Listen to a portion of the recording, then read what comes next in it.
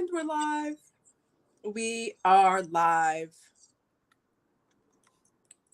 with Ntepi Jabari. Okay, hold on. Let me make sure that is muted. Come on in, everyone. Come on in.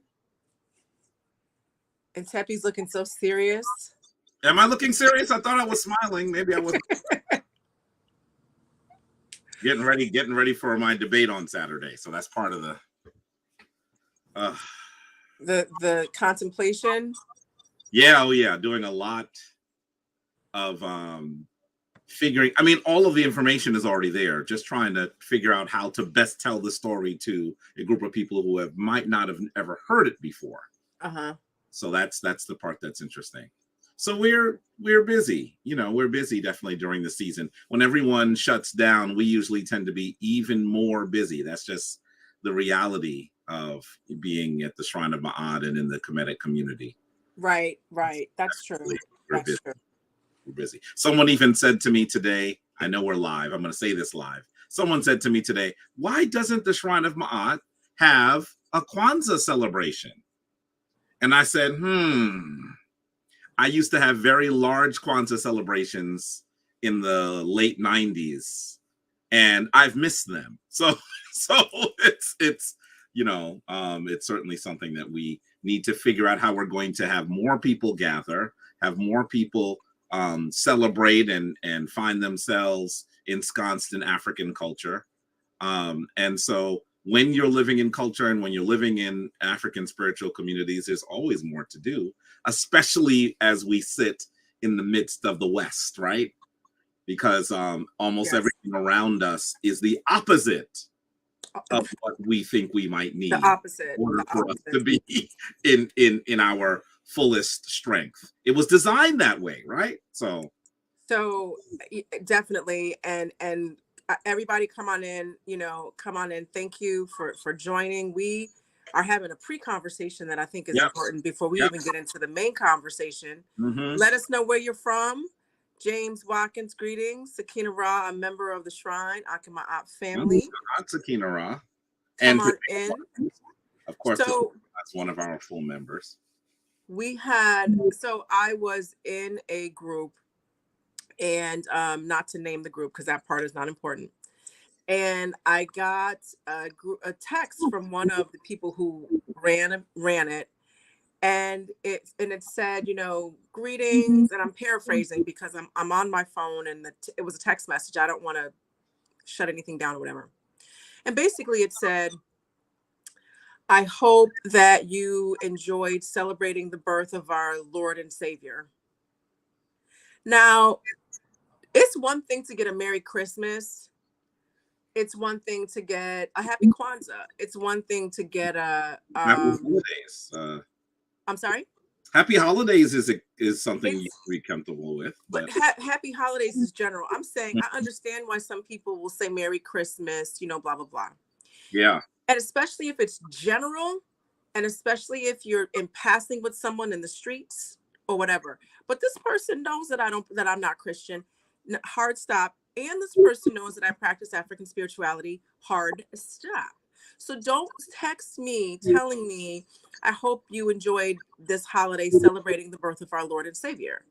So I took a step back before I responded to gather my thoughts to sound more priestly, because someone's wife is also a high priestess, and has reminded me that I should make sure that I sound priestly when I respond. I don't know, Jabari, you know talking about. I don't know who that is either. I don't know. Maybe she's your wife. I don't know.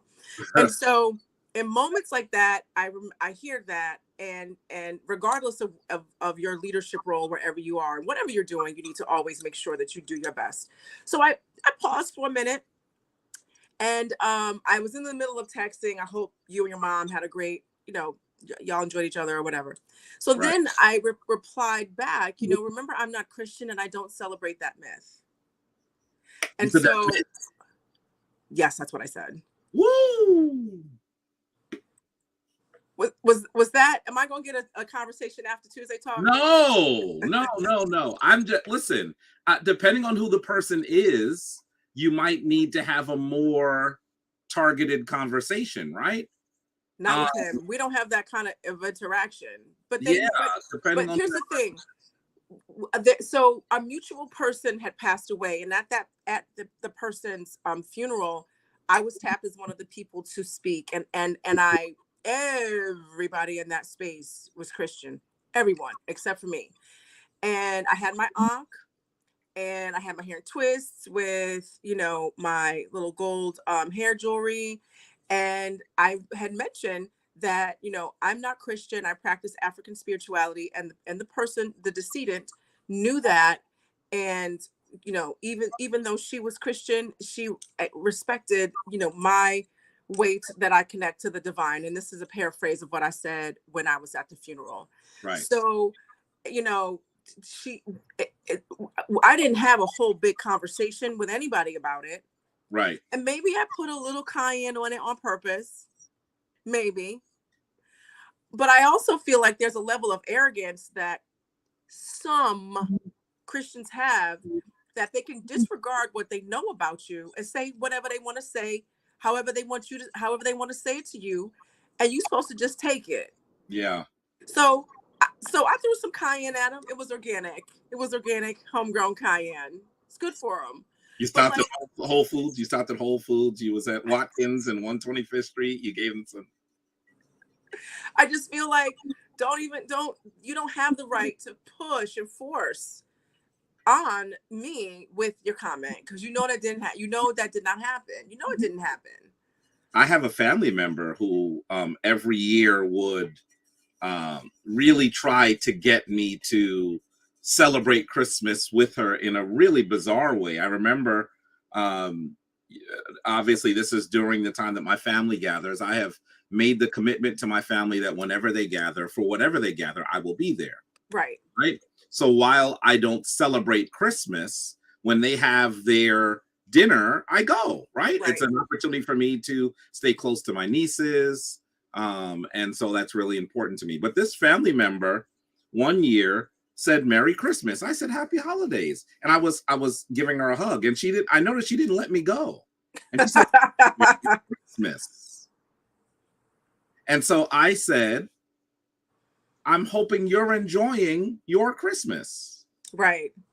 Right. And she looked at me a little strange. And then that's the point where I said, I don't really celebrate Christmas. Right. Right. She said, well, you were raised in a Roman Catholic house or a Christian house, and you did this and did that and that. I said, sure, there are lots of things that I've experienced that I've decided based on those experiences that I'm going to go in a different direction. Right. So he was a little uncomfortable with my response, but sometimes you have to tell people this is who I am. And in order for us to maintain our relationship, you have to recognize who I am. When I changed my name legally to Jabari Osaze, and some of you in the audience probably don't know that I wasn't, well, you probably could have figured I wasn't born Jabari Osaze. I had two Jewish names. And I remember when I changed my name, there were folks I went to college with, one person I was very close with, who said, I'm not going to call you that, right? And I said, why would you not call me by the name that I've chosen? That's right. And she said, well, yeah, because I had known you with your other name. And I said, okay, if you don't call me by my name, I won't answer. I know that's right. And so she was one of those people that I'm close to. So I could give her a little bit more of how I was really feeling. I'm not talking about trying to harm her or to hurt her. In our tradition, we have a very high standard for how we should behave to other people. We're told that one of the 42 is, I have not caused one to shed a tear, right? That's an extremely high standard, because sometimes when you're saying the truth, sometimes when you're being honest, people will be injured. Our standard is that we try to restore ma'at even when we believe that we are in the right and people are injured, right? It's a very high standard, right? It doesn't say, I didn't cause anybody to cry that didn't deserve it. That's not what that would be easier. I would prefer that one.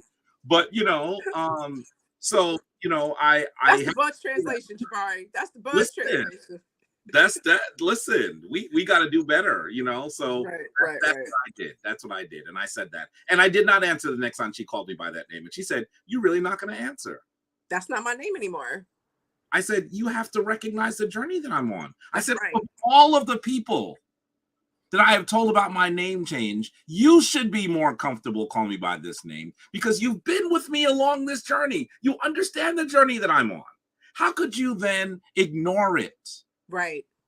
It hurts when you do that.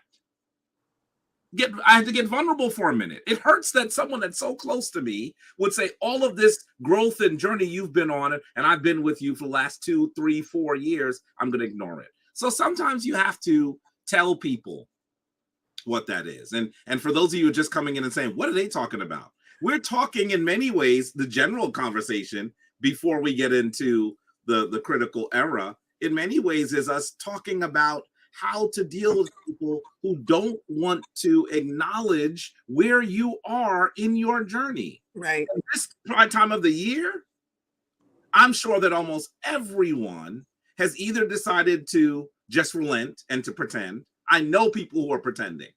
I know people in the African-centered spirituality community who pretend. They go to their auntie's house, to their parents' house, and now all of a sudden the Ankh is not obvious, or the cowrie shells are in the drawer or whatever, right? Not over here. Not over here. There are people who do that. I don't understand that. I don't suggest that you live your life that way. And I'm going to say to you that we should find the way to share people, to talk to people about our journey. That doesn't mean we have to now force them to be on a journey simply because we're on a journey. We can respectfully love them and say, this is where I am. You may not be in the same place. That's fine. But we have to allow people to understand that we are on this journey. One of the reasons why we have not gotten further is because so many of us have been closet Africans. And I get it. Mm-hmm. I get it. Because there was a point in the history of particularly African Americans, if you said that you were in particular groups, I mean, the damage that could come. We spoke to, Abut Seshat will confirm this, we spoke to a Vodun priestess who said that when her children were young, she was concerned that if she acknowledged that she was a priestess of Vodun, that they might actually attempt to take her very young children away. Right. And she said, it wasn't that I just had this fear that was unfounded. I knew people who had to fight for their children simply because of their spiritual tradition. So this is real. I mean, it's the kind of thing that we need to give some thought to. Now we've fought enough that I don't think that there is a judge in the United States. Watch me be wrong about this. Just because Instagram needs to teach me something.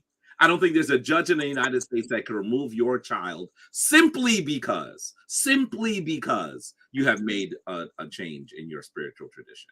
Now, there are complications, like, for example, if you're divorced and you share custody, and those things can become an issue. Mm-hmm. But they're not just specific to us either. There's a really good article in the New York Times has been following the Orthodox Jewish community and the things that are going on there. And one of the things that happens is sometimes parents can't remove their children from their yeshivas, their Jewish schools, because it's built into their agreement on visitation and on shared custody. So that stuff happens. And I know it must be happening in our community. Just because we're not hearing it, we know that it is. But we must carve out a new lane for us to be able to be who we were not able to be when we were ripped from those shores, forced on those ships, and placed on the plantations that would build this nation. This nation. That's right. Yeah, the United States is a superpower because it received free, forced, coerced labor of millions of people. And when they decided that they would go along with the rest of the world and no longer import forcefully these people, They just decided they would breed them themselves. Mm. That's the history. That's the history. So That's American history. We recognize that history, and we need to recognize that it's time for us to return to the source. So what I'm going to do is, and I'm thinking that we should just have a Tuesday talk about different tools to deal with our family members, because honestly, people, I'm a bit separated from that at a degree, because I never had issue, like not one time have I ever had an issue with that in my family. I have my family, I'm foundational Black American. My family's in the South. My grandparent, they're all Christian, go to church, whatever. But no one was ever forcing it on me or my mom. And I have an African name, and I did Kwanzaa growing up. I went through a rites of passage as a kid. I knew Santa Claus wasn't real, that Jesus was Black, the first people on the planet were Black. I knew all this stuff growing up as a kid. Like, I've always known this stuff. That's So, because of who your parents were. It's a credit to the journey that they had, right? right, Because right. you're part of that continuing journey. I realized that, and you know, with different conversations and some conversations that I've had with Professor Smalls, Baba, you know, he's also explained it in his way. And you're right, it is a continuation, which at a certain point I really didn't get that. But I said all that to say this: when I hear how other people have to deal with their families and how they have their own brainwashing, their own programming, which are two different things, and they want you to play along, it is mind-boggling how that happens, and just the pressure. And another thing that's kind of related but not necessarily, how mean some moms can be to their children, and how like violent some, and I'm saying some, and y'all know I love Black people, but we have to talk about our ills, how violent and mean some Black women can be to their sons and family and their partners, because I never saw that, and I don't do it. It's mothers and fathers. It's not just the mothers, but you know. Yeah, but I think that the portrayal of fathers doing that and men doing that has been seen, but and talked about, but not the moms. But anyway, we know they're more nurturing, right? So they I think that these would be good topics for Tuesday Talk to discuss, because we all need to have a platform where we can discuss this. So I'm going to go through some of these comments, make a few announcements, and then we're going to get on topic, y'all. Sure. So I see we have some really nice comments. I shouted out James Watkins, Sakina Ra, Ankh Ma'at, Chroma Kyver, and the Schaefers, Ankh Ma'at, Tahuti Forever. Schaefers. Tahuti Forever, Arjati in Benue, which is in Phoenix, Ankh Ma'at. We have Marcita Jeffrey. I haven't seen her in a while. I recognize her picture. Ankh Ma'at. I'm gonna get to that, James Watkins, right. I'm done going through all of this. We see Shahid Douglas. We have Jamar Milton, who is a priest with the Shrine of Ma'at. We went through initiation together. Jamar and I went through priesthood training together. Jamar is my brother. I love him. And Jamar wrote Meru Ankhmes. Did you see that comment? No. Oh, it's right here. I see it now. Yeah. I see it now.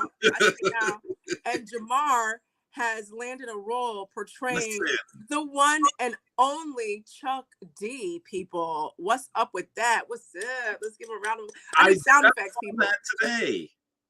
Yeah. I just saw that today. We have to say that the ancestors are working to put him in a place that we have not seen. I mean, let's be clear that in many ways, conscious hip hop, in many ways, has not been as prominent, right? It hasn't been as prominent in this stage. We don't have it. Where is it? So for him to be able to do what he's doing, for a UFC fighter to walk into Shaka Zulu, is amazing. And it's a testament to him not just being comfortable with who he is, but also him being excellent in who he is. Because if the music sounds like trash, nobody's doing him a favor. Right. Ain't nobody doing him no favor. No. Listen, y'all. Good music, right? If you don't know who Jamar Milton is, don't tell nobody. Just Google him and get on his albums and his rap and his channel. Jamar is it. He is who he says he is. I was also thinking, I walk into Shaka Zulu. Okay, well, okay, I don't walk into the arena like that. Okay. You know what I mean? I listen to Shaka Zulu too. Okay, it's just me in the car. Okay. I'm not a world-class fighter, right? It's just me in the car. So it's Jabari banging out in the car. Okay. Yes. I'm gonna keep going because it's almost 7:30. We haven't even officially started. But this was a good conversation we need to have. We're gonna have another one, people, because I see we need it. Let's see. We have Jason Holmes from Nebraska. He's one of our initiates. And he said it's hard to respond to people without coming off as condescending, or maybe it's just hard for me. And you know what, Jason? It's hard for me not to just come straight at folks, because growing up with the facts, people don't want the facts sometimes. And people don't like things to be straight. And that's how I got it. So for me, it's been a journey for me to figure out how to keep my integrity, and keep the integrity of the message, and not lose the ability for them to absorb what you're saying because of how it's being said. I've come a whole long way. I created a 7-step plan. I don't think I've shared this in years. It's been years since I shared it. It was something that I developed after I changed my name legally. That I developed a 7-step plan for introducing your new African self to your family and friends. I think that's save it. We're gonna have that on Tuesday Talk. Save that. Don't say nothing else. I'm not gonna explain what it is. I'm not gonna explain what it is. That's it. I'm gonna pull it off. I'm gonna dust it off. I'm gonna dust it off, and we'll talk. Because I mean, when you change your name, the name your parents gave you. My dad did that. You know how that was for me? I remember coming downstairs one day and seeing my younger sister and my father look at some pictures, and they were laughing. And I looked over their shoulder and I said, I haven't seen those pictures. And he said, I didn't think you were interested in this stuff anymore. And I remember thinking, why would you think I don't want to see pictures of our family? Right. And I recognized that in some ways, him saying that to me was not, he wasn't trying to attack me. He was sharing his confusion and hurt around some of the choices that I made. Right, right. Those are good points to bring out, that it's not. Yeah. Because I was very close to my father, still am now that he's an ancestor, and close to my mother. And so when he said that, it was surprising that he said that. And so, we have to figure out how to do this better. We do. Stay tuned, y'all. We're going to have another Tuesday Talk. Jabari don't know it yet, but it's going to be him. We're bringing him on. We have Tahuti Ma'at Ra Sirius. Thank you. You gave me a comment. You gave me a comment on being a good talk show host. Thank you so much. And then I didn't know where I saw it. I was like, I didn't even say thank you. So I'm saying thank you here because I saw it and did something. Then it went away. And I was like, I'm on a few platforms. I don't know where it is. I'm going to just say thank you on Tuesday Talk. So thank you. Let's see. Newport News, Virginia. My family is in Norfolk. So I know that's over one of the many, many bridges that scare me when I'm there. Y'all be going over bridge out in the Hampton Roads and the Norfolk area. So what's up to you? And I see Nahisi 999 and Pharaoh Alexander, Uncle Ma'at, Uncle Jocelyn, Adam, Miami 720, and Desiree Hall, Ron Green. Wasir Haru Ma'at said, season of acculturation in the Caribbean, it's a mess. No chimneys, no snow, reindeer sleighs. It's quite bizarre. Yeah. Yeah.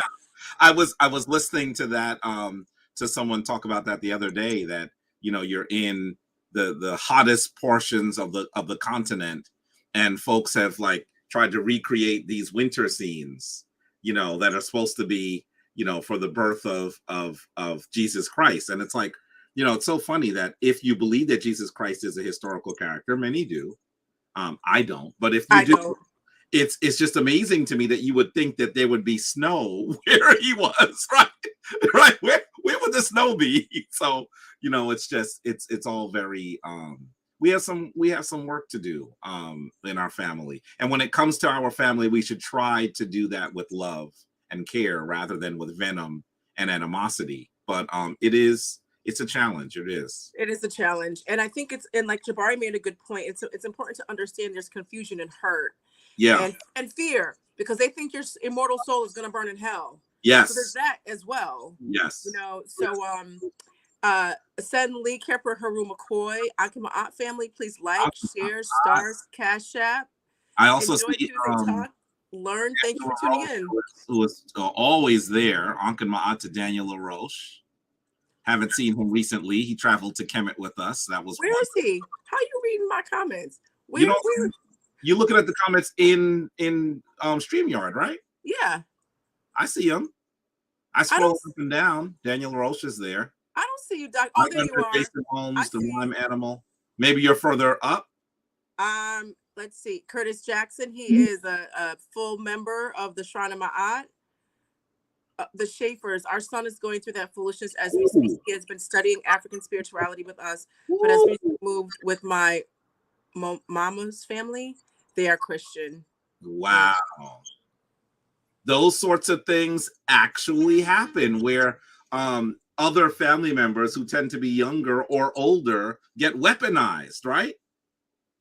Get weaponized. Look at Tahuti Ma'at Ra Sirius, one of the mods on Sonetta, doing what a mod normally does, right? That's a mod comment.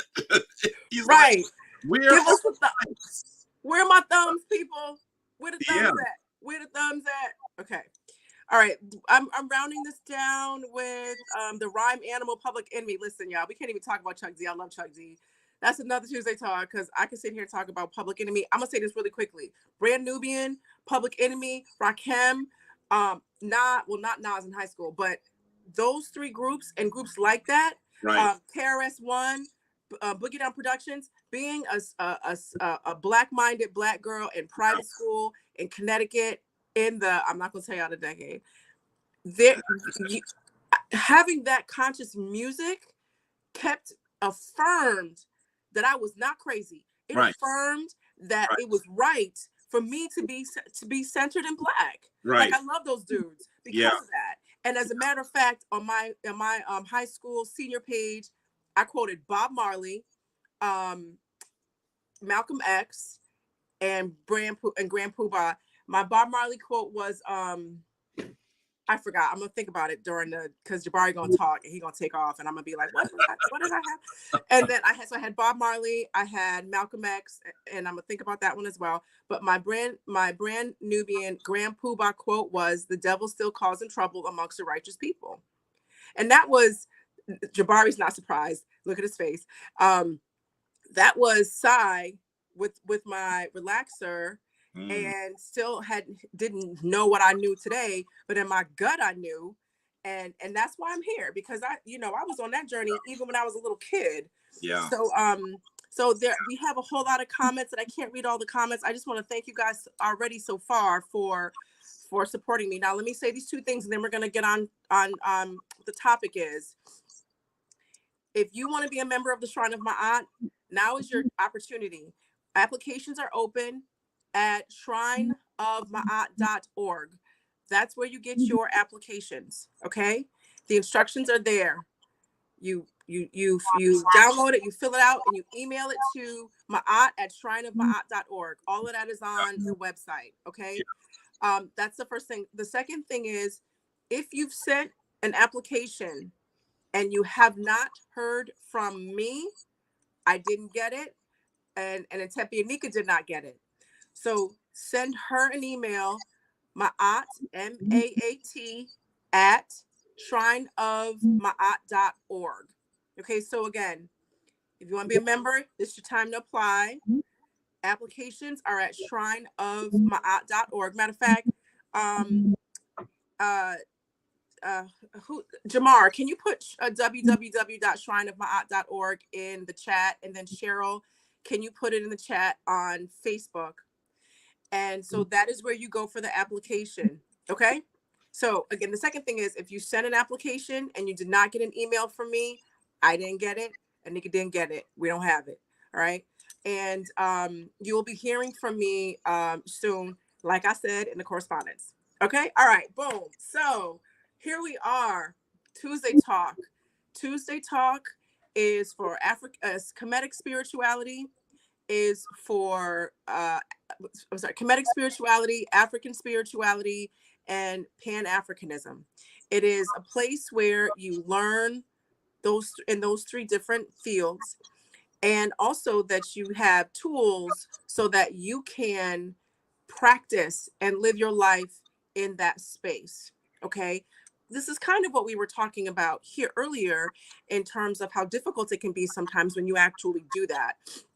And I think, Tone, I got yours, Tone. I emailed you. Sorry, I don't mean to break off from what I'm saying, but I got yours, Tone. You're fine.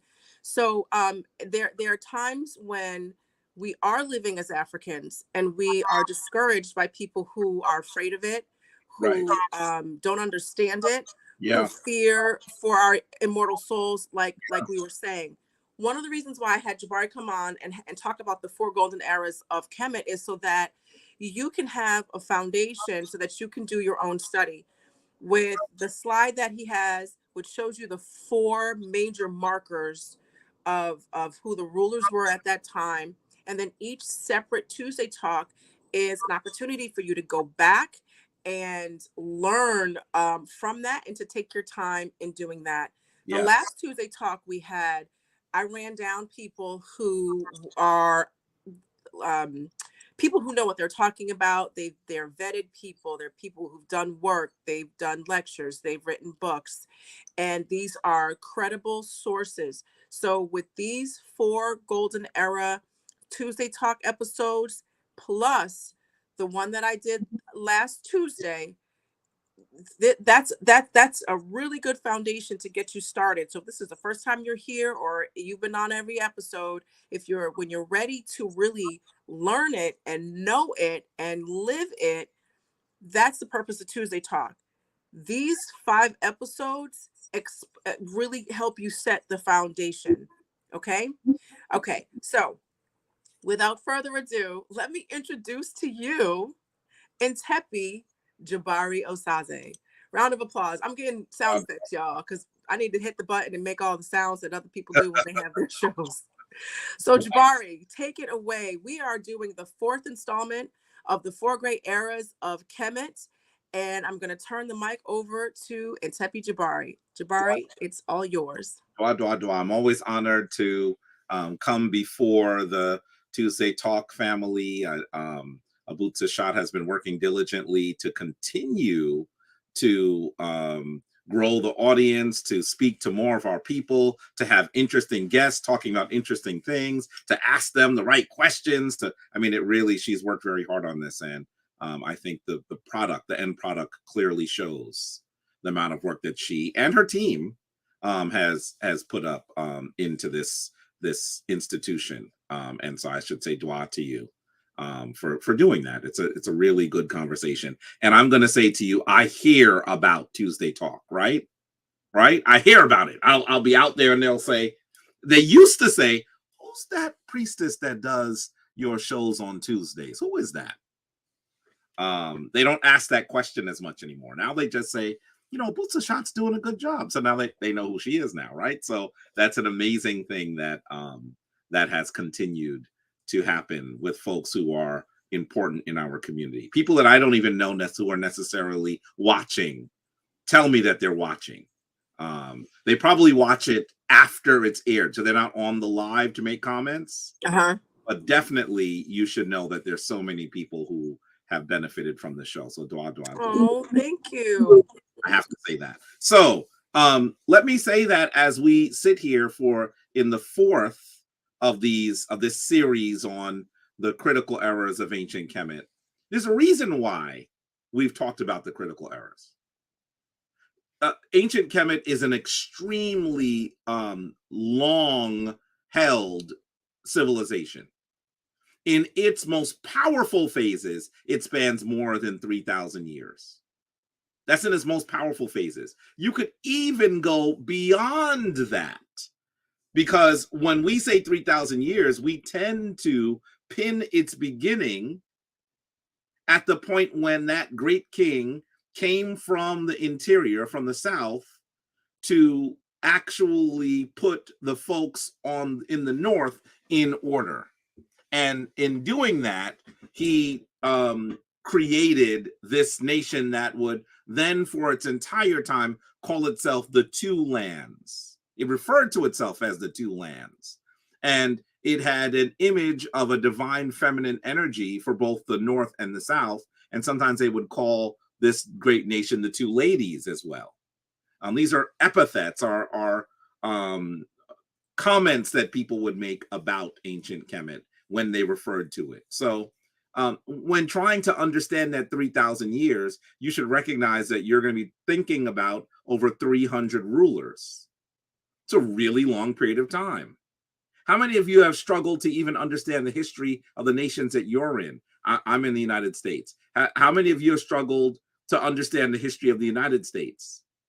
By the way, in school, we almost were told nothing about Black folks. And you might have still struggled. Imagine if they added the stuff that they had taken out. So sometimes this can become daunting. Understanding Kemet from its 4 critical eras is helpful, because now you get a sense of the through line that is moving through those 3,000 years. And let me say to you, I even doubt that European scholars, the Tamil scholars who are studying Kemet, I doubt that they would disagree with this assemblage. They might try to add one here or one there, but in actuality, they would agree that these 4 eras are critically important in understanding ancient Kemet. That's how powerful this period is. We begin with that king known as Namur, sometimes also known as Menes. That person that was the founding father of Kemet, that came forward and put the 2 lands together. You're seeing there his face. That is the 3-dimensional bust. It was probably on an entire statue.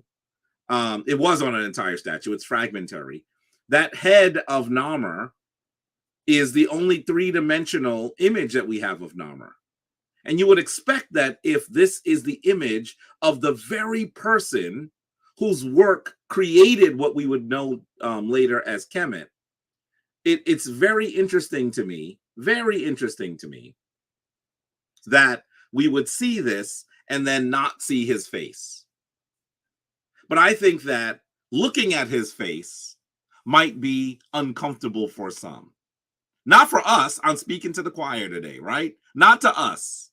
We are pleased when we see that wide nose and those thick lips and those cheekbones, the dimensions of his face. It becomes clear that we're talking about an African when we look at the image of Namur. Then we go to that second period where we see the king known as Mentuhotep. And as we go to the earliest stage of Kemet, amazing things occur, and then the civilization hits a difficult part in the road. And we know that that first period is usually known as the Old Kingdom. At the end of what most scholars would call the Old Kingdom, remember that the kingdoms, the 3 great kingdoms of ancient Kemet, Old Kingdom, Middle Kingdom, New Kingdom, are designations that were made by later historians, right? But today, there isn't a historian of Kemet that doesn't understand the kingdoms. At the end of the Old Kingdom, things fall apart. And there is a ruler that fights with his great-grandfather, his grandfather, and his father. He is the one that successfully reunites Kemet and makes it a powerful nation once more. He is Mentuhotep. And he was so important to Kemetic history that after his reign, many other Kemetic rulers referenced him as almost like a new founding father. Because without Mentuhotep, the entire Kemetic experiment might have come to a close. Then we see that as this era, which is then known as the Middle Kingdom, comes to an end, there's another period where Kemet struggles. And then we see that Kemet is actually then controlled by foreign people. Those people that we generally today call the Hyksos. The Hyksos. And I find it very interesting that during this period where we see foreign people in control of Kemet, we then see an incredible story of an African family living further into the interior again, come forward to bring Kemet back into order, and they lead a rebellion to take Kemet back. You are seeing an image of the king that with his mother and his wife were successful in kicking out the foreign people and reinstitutionalizing Kemet. His name is King Amos. He's the third one there. By the way, that image, you might think he looks young. I believe that that statue was from when he was the prince, not from when he was the king. So it is an image of him as a younger person. But look at his features. Look at how beautiful. That's a fragmentary statue. I had the opportunity to see that statue in the Louvre in Paris, France. It is a beautiful, beautiful image. And we see King Amos actually become the first king of the New Kingdom. The New Kingdom is when Kemet is clearly an empire. The New Kingdom is when most of the rulers that people know come into reign, when Tutankhamen is in reign. The king that we call King Tut very often. I don't call him King Tut, but you know who I'm referring to. Hatshepsut, the ruler that I argue is still the most powerful woman in all of human history. When we see Akhenaten, that controversial ruler who decides that Kemetic spirituality should look very different than it did for the over millennia before him. Ramses the Great, Ramses II, Usur Ma'at Rasa Tepinra, all of them are in the New Kingdom. None of that would have occurred were it not for King Amos and his family bringing Kemet back into order. That's why he's so important. And then finally, and this is where we're going to talk about the rulers that exist during this period, we see a king known as Shabaka. And Shabaka, who we should be clear is a Cushitic king. What do I mean when I say Cush? I know that when I do lectures in schools and I talk about ancient Kemet and ancient Africa, I mention Kush, the kids giggle. Why do they giggle? Why do they giggle? Because Kush is synonymous with marijuana.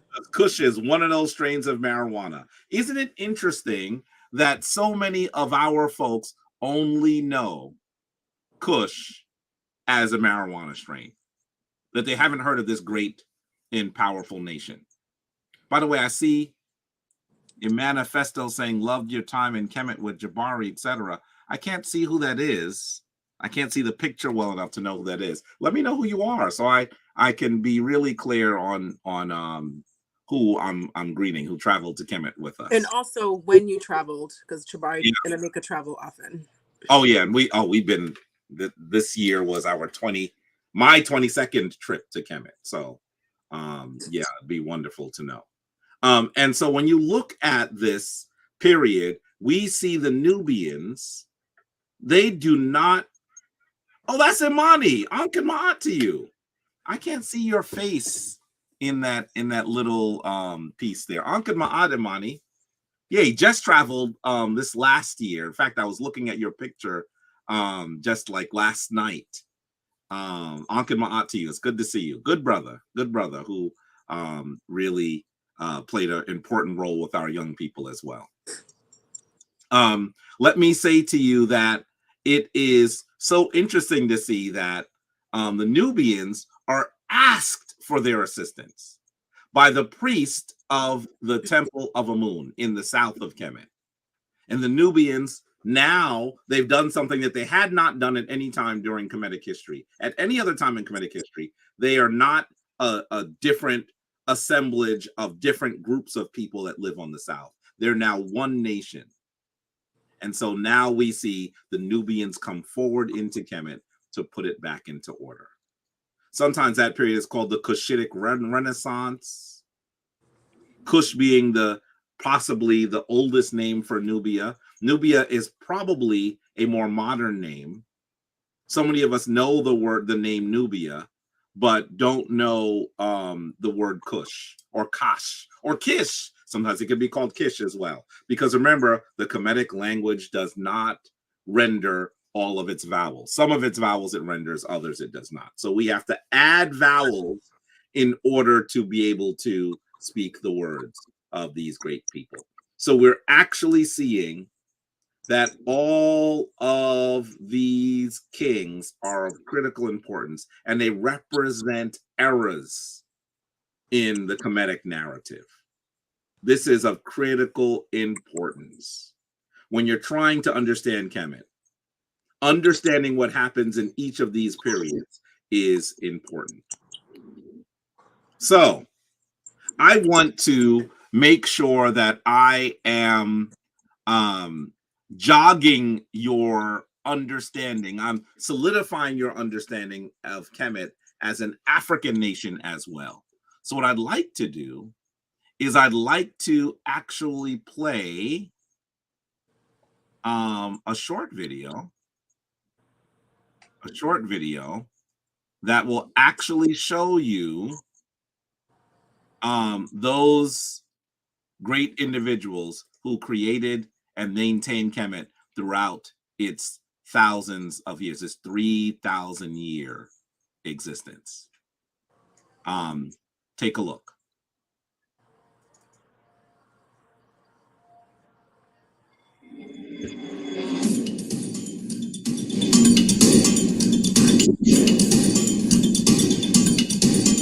It's the face of Namr.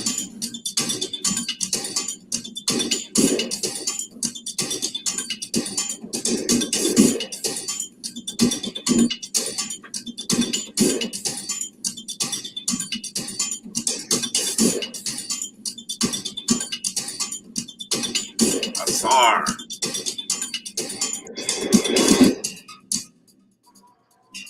Ptah-hotep, author of the world's oldest book.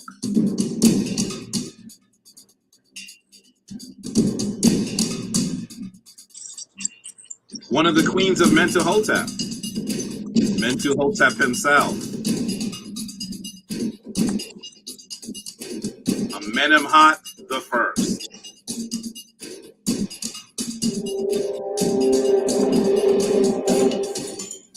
Another image of Asar. Ptah, a deity. That is King Amos. The great Queen T, grandmother of King Tutankhamen. Queen Ahotep, liberator of Kemet. Amos Nefertari, Amenhotep III, King Tutankhamen. Also King Tutankhamen. Ladies playing beautiful music in the temple.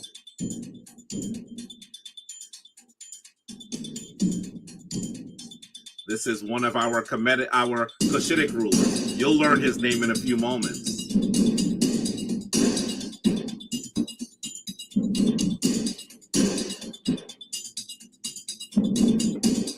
Lady Het Heru.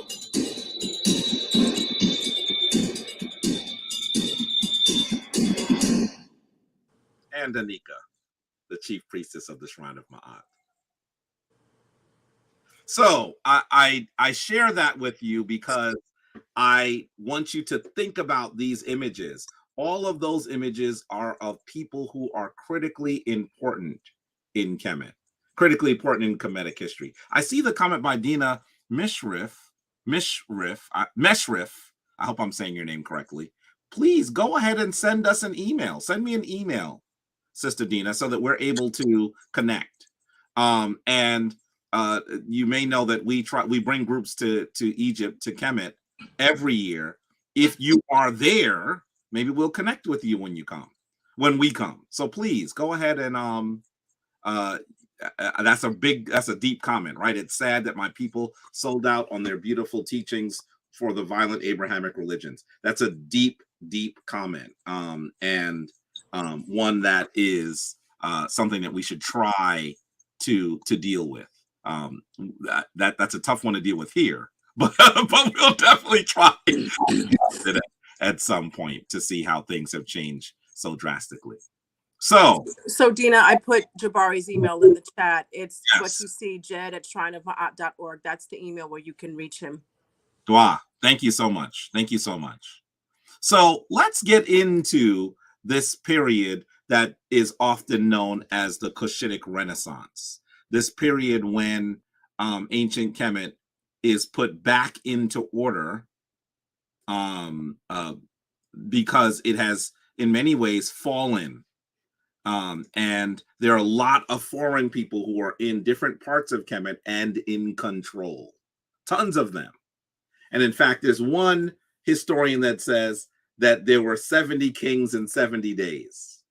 Now, I know that's a bit of an exaggeration, but I want you to understand what they were attempting to say here. They were trying to say there were so many people who are really more like mayors, right? They're in control of a very small section of Kemet. And they were doing things that were drastically different than what we see in Kemetic history. And so what ends up happening is we now understand that one of the rulers in the north was attempting to shift the focus, the spiritual focus of Kemet away from Amun and to Set, that deity that we can consider of chaos, of the burning heat of the sun. Very, very interesting that was going to happen. The Temple of Amun sends for help, and they communicate with the wonderful folks on their southern border, the Kushites. So that is what we'll talk about today. Let me start sharing my screen here. So this screen, it comes from my college level course on ancient Kemetic history called 3 Millennia of Excellence, a brief history of Kemet's major personalities. If you can share this screen. Oh, sorry. Okay. That's okay. This is from class 13. It's a 15-week course. Wait, where am I going? Hold on. Oh, here it is. Sorry. Right here? You see it, right? It's you have to just put it on. There we go. Yep. Oh, sorry, guys. That's it. So from here, you can actually see that this is the 13th of the 15 lectures. This is about the powerful Cushitic rulers of the 25th dynasty, recontextualizing the golden land of Nubia. And I often show this slide. I'm not going to spend much time on it, but it gives you a sense of all of the dynasties, the major dynasties of Kemet, and where they are situated in the major segments of Kemetic history. So you actually see you see the pre-dynastic era. And in fact, most historians today consider the Old Kingdom beginning at Dynasty 3. And they even look at Narmer, also known as Menes, and they put him in Dynasty 0. That does not make any sense to me.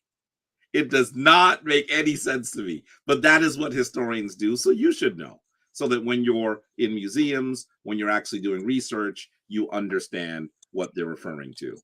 Then we have the Old Kingdom come forward. When things fall apart, we have the first intermediate period. That's generally what historians call those periods where Kemet is less organized and not as structured. The periods that are difficult for people, they're called the intermediate periods. And we have the Middle Kingdom. That's when Mentuhotep put things back together. Then we see the second intermediate period, another period where things fall apart. This is the time when we see the Hyksos come into control of Kemet. And then we see that family that I mentioned that kicks them out, come forward to create the new kingdom. There's another period of weakness called the third intermediate period. And then we're in the late period. You should know that most historians put the Nubian era in the third intermediate period. So you see it here in the 25th dynasty. So you'll often hear people refer to the 25th dynasty. So what was happening immediately before the Cushitic rulers came into Kemet to put it together? We see the 22nd and the 23rd dynasties actually in many ways happen simultaneously. They have overlap because they're not really in control of the entire land. There's overlap in dynasties. That's very, very rare. We saw one strong ruler known as Shashank, and we see that then his successors fight to actually put Kemet into order. They're trying to galvanize their power in many ways unsuccessfully. Shashank II actually has to fight with another person named Petty Bastet. And Petty Bastet is the one that puts together the 23rd dynasty of eight rulers that are very different than the ones that we see in the 22nd dynasty. Very interesting. Take a look, by the way, of the golden mask of Shashank II. Is that not beautiful? That is his golden burial mask. You can see that it is fragmentary. You can see that it was actually probably screwed into a larger headdress. But that is gold that you're looking at, not brass, not copper. That is gold, and it is beautiful. So few of us are familiar with some of the other artifacts that we should know. I'm going to ask you, where is the golden burial mask of Shashank II? Where is it? So let's see who comes up with an answer. So then we see that the 24th dynasty is one where there's even more dysfunction. And we see that those rulers, the powerful family in the south, sees that there is this dysfunction. They're able to see that things are falling apart, that we're actually seeing that what happens is we're seeing that they're all of these individuals who are trying supposedly to say that they are in control, but they are certainly not in control. And there's all sorts of confusion during that time, all sorts of confusion.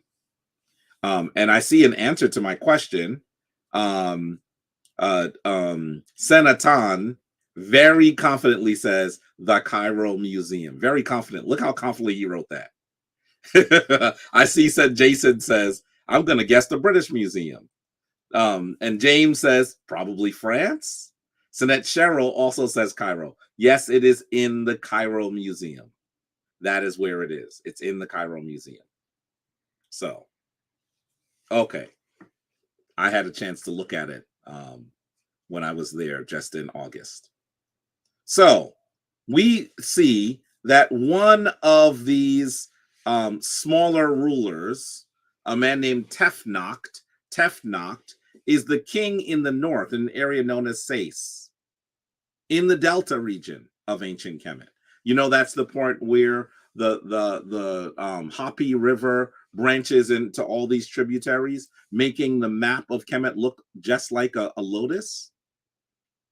So it's at that northern section where you have more greenery, where the Hapi River, today known as the Nile, actually has many different major sections that go into what the Kemetic people called the Waj Wur, the Great Green. That is the name that they had for the Mediterranean Sea. That is what is occurring there. So he attempts to put together a coalition of northern kings to fight the Nubians. And we actually see that the Nubians, who, like I said, have been asked to come in by the Temple of Amun, they actually have a fight with him, and they have to actually surrender to the king that is generally known as Pianki, but most historians call him PA today. Most historians call him PA today. P-I-Y-E. P-I-Y-E. I should also say this presentation doesn't describe the first person sent to try to put Kemet back in order. Actually, it was a woman. The king of Nubia, who was the father of Pianki, the father of Pa, the father of Shabaka, actually decides that he's going to send his daughter into Kemet. And his daughter's role is to try to put things in order as one of the most powerful ladies in the Temple of Amun. Who knows the daughter's name? What is the daughter's name? I wonder if anyone knows who I am referring to. Very powerful lady. And I can only imagine what it would have been like to go into Kemet on one's own to try to put things together as one of the powerful rulers, powerful leaders of the Temple of Amun. What was her name? So let's continue. I'm going to show you her image in a moment. Hopefully what will happen is somebody going to give me a clear answer. And let me see if I can prepare a really good picture of this great queen, of this great priestess, so that you're able to really appreciate her. Ooh, there's Senatan. He says Amenertis. Is he right, family? Is he right? Yes, he is. Her name is Amenertis. Amenertis. She is a Nubian lady, a Cushitic lady, who is asked to put the Temple of Amun in order. I can only imagine what that would have been like. Imagine that you are being sent by your family to go on your lonesome to be a high administrator. She holds the title Divine Adoratress of Amun, which means that in some ways she's maybe one of the top 5 people in terms of power in the nation. That's who she is. Powerful, powerful lady. Okay.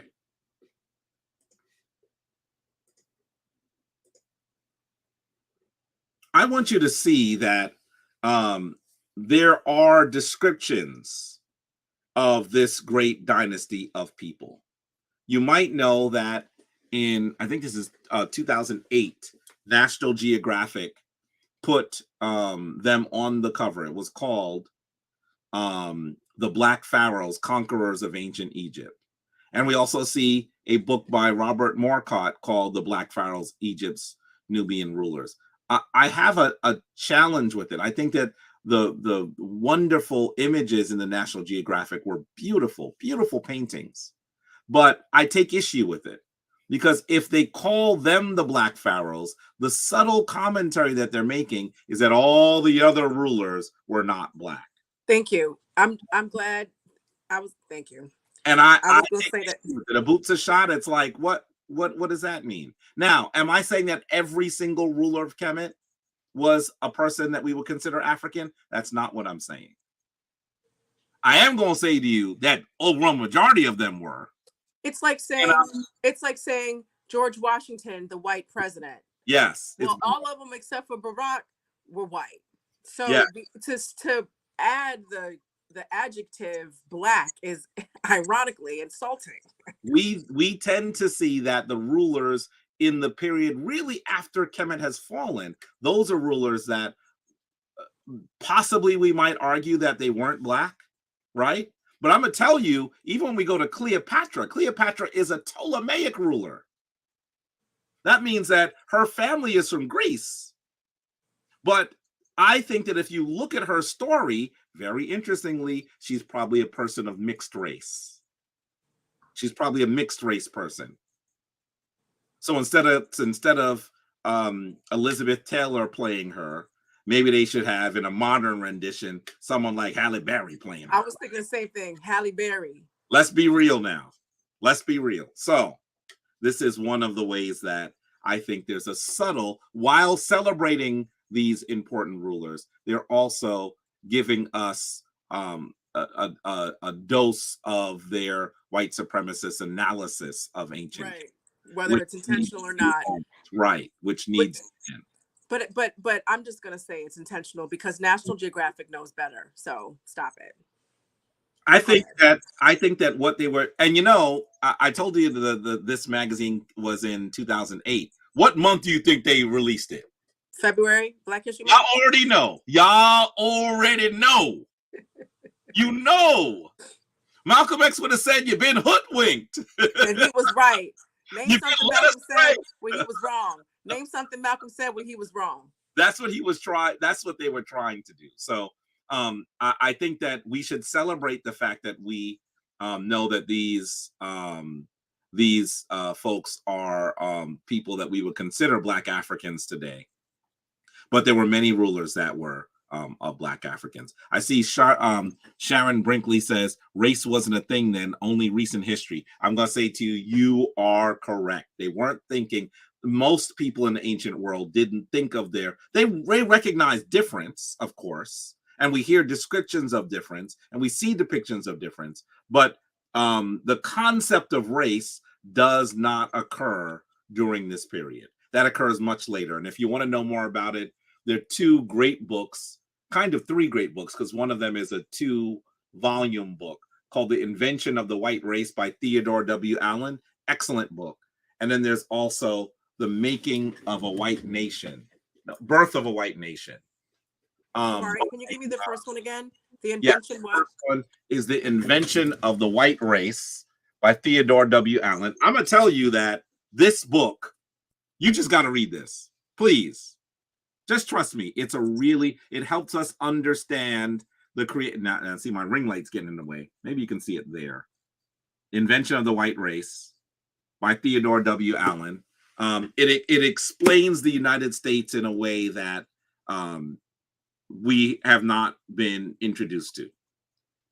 And so it explains how this thing called race is really an export. It's now a global export from the United States, right? That they created this concept of race in order to control all of the colonies, all of the early United States, so that there would be these powerful white planters who would be able to control the native people whose land they were taking and who they were annihilating, control those Africans that they were bringing in as enslaved people, and also control, to a lesser degree, but still control the poor white workers, working class of the colonies as well. So they created this concept of race in order to stratify the society of the United States and allow them to be at the top, almost hidden in many ways, almost hidden. Because if you create this stratified society, there will be people who will even fight against their interest in the interest of race. Now, these aren't even ancient books. But once I said that, here's another book you got to get. A book by Jonathan Metzl called Dying of Whiteness. Dying of Whiteness. I'm looking at it on my shelf right here. If you could only see the room I'm sitting in. So as you see me just doing all this, and you're like, what is Jabari doing? He's looking for a book. Jabari, we're gonna do there was another book. I'm gonna add that. I'm gonna update the flyer and put these books up there. Dying of Whiteness, The Invention of the White Race, and then was another one you mentioned. Yes, and this one is by a woman who was also part of the Hopi documentary. So I've had an opportunity to speak with her. This book is called Birth of a White Nation. It's by Jacqueline Batalora. Really good book. Another very good book. This one's smaller, right? Smaller book. This is an easier read. You gotta listen when you're trying to understand how we got to where we are. You have to read these books. And you can even see that Jason Holmes, who has taken my history classes, is a history buff like I am, is mentioning that you have to read up on Bacon's Rebellion. Absolutely, he is right on point. It helps us understand how the United States was created. Bacon's Rebellion is critical. Bacon's Rebellion gives us an idea of what could have happened, right? That perhaps exploited people who were exploited economically, and then those people were exploited entirely and completely. Those people who were exploited entirely completely would be in the category of the Native Americans and the African, right? But then you have those people who were exploited to a lesser degree, but still exploited. We're talking about those poor working class folks, those Tomhu, the white folks. There was a point where there might have been, in many ways, an alliance between those exploited groups. And Bacon's Rebellion gives us an understanding of what could have happened. This is not an American history class, so I'm not going to speak more about it.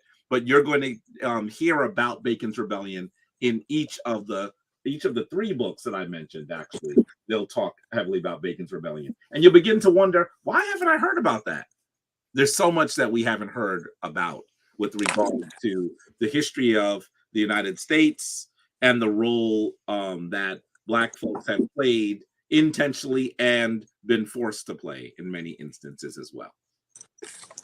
So let's continue from here. Here's another one of those beautiful images. Look at that. This is from the National Geographic magazine. So while I looked at the magazine with the side eye, the images that they are beautiful. Look at that. This is supposed to be PA preparing to come forward to put Kemet back in order. And this image is meant to be in Nubia. How do I know that? They are representing a building, a structure in the back of where they are marching from. That's a building. Can you see it here? I'm moving my mouse. Hopefully you can see it. So I'm hoping that some of you recognize that building and are able to tell me what it's called. What is that large structure called? This will give you a sense of the lay of the land in Nubia, which is in modern day Sudan. That section of it is in modern day Sudan. Anyone know what it's called?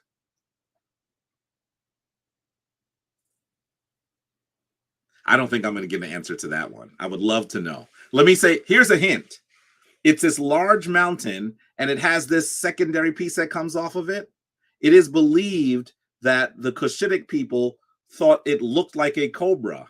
And of course, you know, the cobra is critically important. It's a symbol of rulership that you saw the rulers actually have on their foreheads, right? Here's an image that's supposed to look a bit like the image of Tutankhamen, and you can see the vulture and the cobra, right? The Wajet and Nkebet. Here's Wajet is the cobra. So they thought that it was a really good way. No, that one has a broken one. Well, okay, that's enough. I think you. What's it called? Ooh, Senaton says Gebel Barkal. Gebel Barkal. Is he correct? Is he correct? Yes, he is. Yes, he is. Gebel Barkal or Jebel Barkal is how you'll hear it mentioned. It's this large, very important site for the Cushitic rulers. In some ways, it's a really important spiritual site, I guess is the way that we should describe it. And I want you to know, let's see, I'm trying to pull up an image of it that you can take a look at. I want you to know that as we look at this space, can you see it here? Can you see that they're the ruins of a temple in front of it? We see it. And right here, you can see this is the section they said they believed looked like it was a natural cobra rearing. So it's called Jebel. It's usually spelled Jebel, but you'll also see Gebel.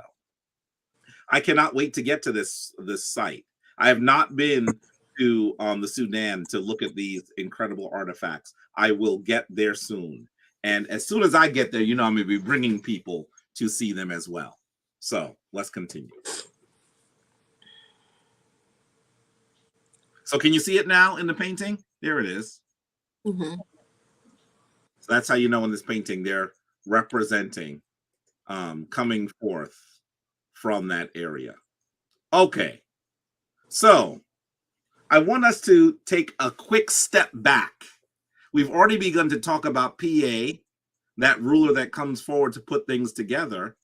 But I want you to recognize that there were people that were involved in Nubia before this king comes forward. We begin to see a powerful individual by the name of Alara.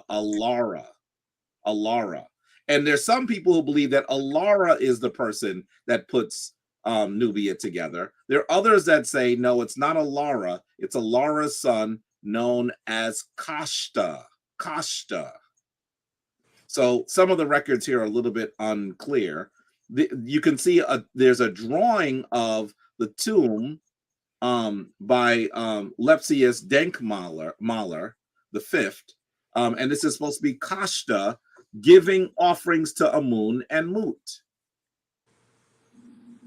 And so what we see here is Kashta or Alara sends Abenirtis I forward, and she is able to work with the king Asorkon III. His daughter was Shepin-Wepet.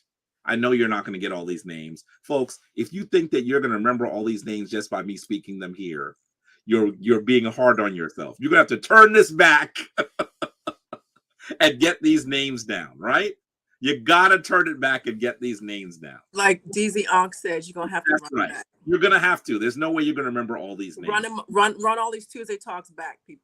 I've been studying this for, over 30 years. So these names now are in my head. I remember them better than sometimes I remember the names of some of my neighbors. But I'd be like, the one with the glasses.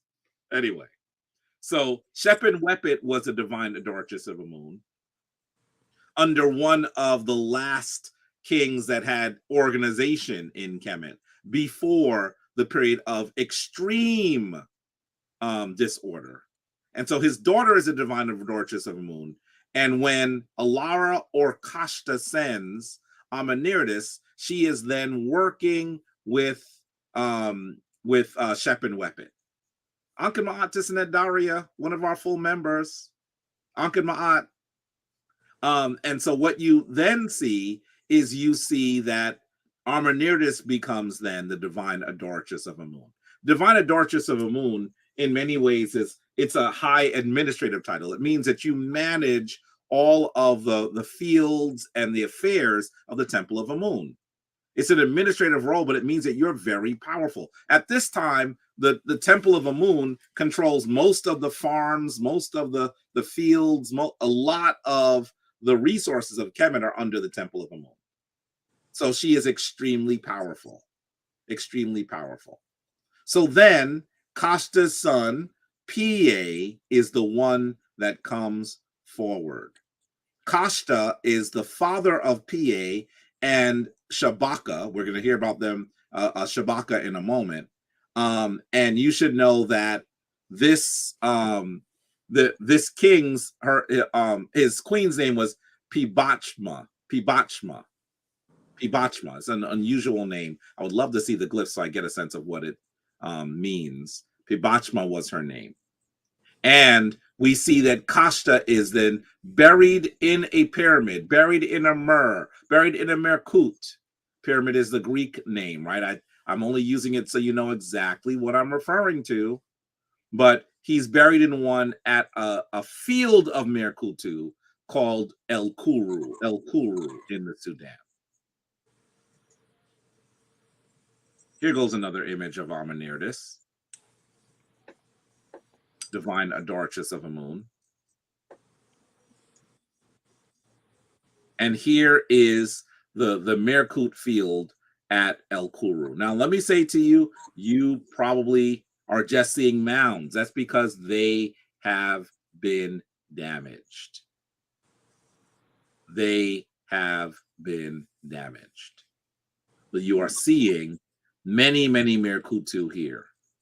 Did you know that Nubia, that the Sudan has more Merkutu, more Meru, more pyramids. I'm only using the word for those people who don't know the other ancient African words. I rarely use the word pyramid. Did you know that the Sudan has more pyramids, more Merkutu than Kemet does? How many Merkutu are recognized in Kemet today, and how many are recognized in Kush? Now, did anyone wear glasses back then? I haven't seen images of people wearing glasses. Me neither. And I haven't found artifacts of glasses. So, which probably meant that Jabari, if I was lucky enough to live then, I would be the guy that was squinting and bumping into things all the time. That's why. But you know what though, Jabari, like, I mean, a lot of people were not necessarily literate. And so the way that we live today is not how people lived back then. So if you can just see stuff that's in front of you, like trees and people and monuments and I don't know, just what's around you naturally. Good enough, right? You probably didn't necessarily need glasses. Right. We need glasses to read. We need glasses at night when we're driving. Like we need glasses because of man-made, conditions or living arrangements type of thing. That's a good point. And Abut Seshat is being polite. She said most people can't read. 95% of the people couldn't read. And I know some of you were like, Kemet was so amazing. How come so many people couldn't read? I want you to understand that writing was kind of a new thing at that time, right? For all of the years before it, no one read because there was no writing.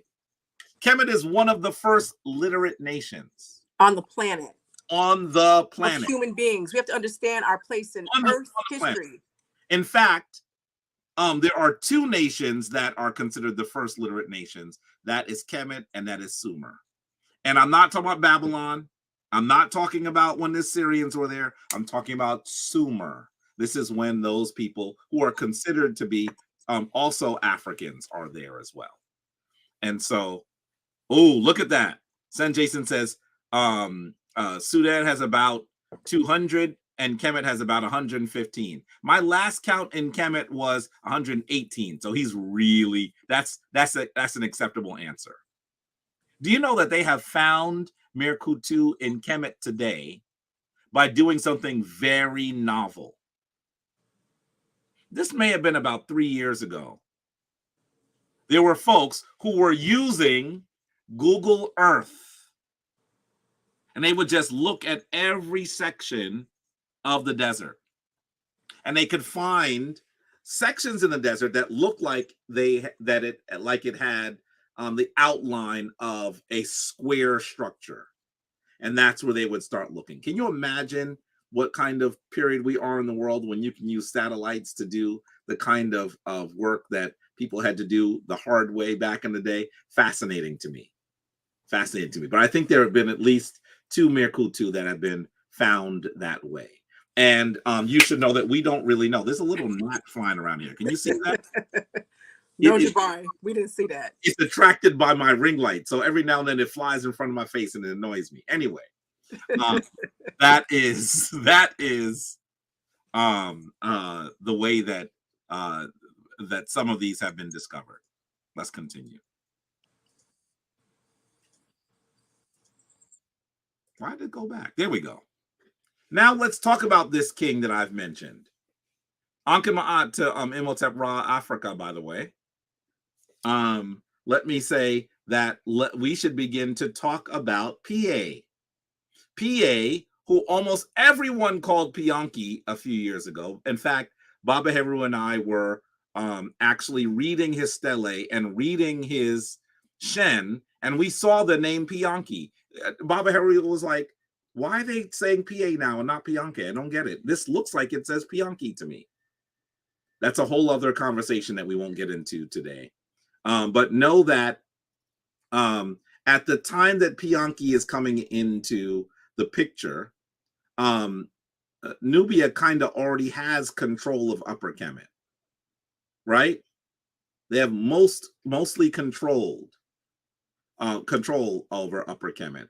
And then we see him go up against Tefnakh. Remember I mentioned to you that Tefnakh was the king in Sais, the Delta area? He actually Tefnoched in order to try to blunt PA's control of what is going to go on, what's going to happen. What does he do? He agrees to have he gets one of PA's allies to agree to work with him. And this is a king that today is known as Nimlot. I really doubt that that's his name. It does not sound like a Kemetic name. I would love to see the glyphs. I have not seen the glyphs to be able to read it out, but historians call him Nimlot. And he was the king or the ruler, the guy in charge of a very important ancient city known as Kamenu. Kamenu is the city that Jehuti or Tehuti was sacred to. The Greeks call that deity Thoth, right? They end up calling it Hermopolis. By the way, you should know that when you hear the Greeks talk about their deity Hermes, clearly Hermes in their mind is Jehuti, because when they come to Kemet and they start giving Greek names to everything, they call the city that's sacred to Jehuti by Hermopolis. So clearly we know that that's who they're connecting things to. So Tefnockt continues to try to gather northern kings so that they can fight the Nubians. And they decide one of the ways that we're going to be able to prevent the Nubians from getting a foothold is we're going to go to the city that is known as Henen-Nesut, that the Greeks called Heracleopolis. And we're going to sack that city. We're going to destroy that city because then it's going to prevent them from coming further north. In the 20th year of PA's reign, he sends his army. And I think it's fascinating that instead of just sending his army, he tells his warriors to do something very interesting. He says, when you get to Kemet, before you go to battle, go before the temple of Amun's altars. And he says, sniff the earth. In other words, prostrate yourself in front of the temple. Pray. Unstring your bows, he tells them. Put on your ceremonial whites and do spiritual purification before you go into battle. This is powerful. He says that if they purify themselves, Amun will make one man seem like many. And they'll make those armies that are arrayed against them run away as the feeble. Fascinating. Now, I always say to myself, listen, some days when I wake up, I'm like, oh boy, I'm going to battle. I may not be a Cushitic king with an army. I may not be someone that has a bow and arrow that is mine that I'm using for my battle, but I know I'm going into battle. And I know that some of you have days like that. You're like, man, this is a struggle. It is a battle. Shouldn't we take PA's suggestion and do divine purification before we go into these struggles? I think that that is powerful. So they stop at the Temple of Amun for the Opet festival and they purify themselves before they go north. As they go north, they get to Henen-Nesut, that city I just told you about, and they are able to take Henen-Nesut. But they take it after sieging Kamenu, the city where, they take Henen-Nesut, then they go to where King Nimlot is. Remember, King Nimlot was one of the allies of PA, but he defects to work with Tefnockt. They actually go to Kamenu. Kamenu was a walled city at the time, and guess what they do? They march around the wall. Sound familiar? They march around the wall. They siege that city for 5 months before it falls to them. 5 months. 5 months. And so that is what occurs. Then they go and they take that city known as Mennefer, that's in the north. The Greeks call that city Memphis. Yes, this is where they get the name for the town, the great city in Tennessee. They're trying to give it a Kemetic name. Can you imagine that? Some of you didn't know that Memphis, Tennessee was supposed to be a Kemetic city. Yes. Now, we didn't call that city, the city in Kemet, Mennefer. The Greeks called it that. We called it We didn't call it Memphis. We called it Right. Men-Nefer, which means built in beauty or built in perfection. So that's what happened. Jabari, is this correct? Sounds like the story of Habakkuk in the Bible. Is there a correlation you can make with that? Yes, there's a correlation as we see a story. I think the story that we have to connect it to is the story of the battle that Joshua leads. Joshua being the brother of Moses in the biblical narrative. They siege a city. By the way, now you should know that historians doubt that that occurred, that must have been a story that is mythological, that is legendary rather than actual, because at the times that you would have expected Joshua to be able to siege the city known as Jericho, Jericho had already fallen, so that it doesn't fit together. So you've heard about the walls of Jericho, right? Well, it seems that that story might have drawn inspiration from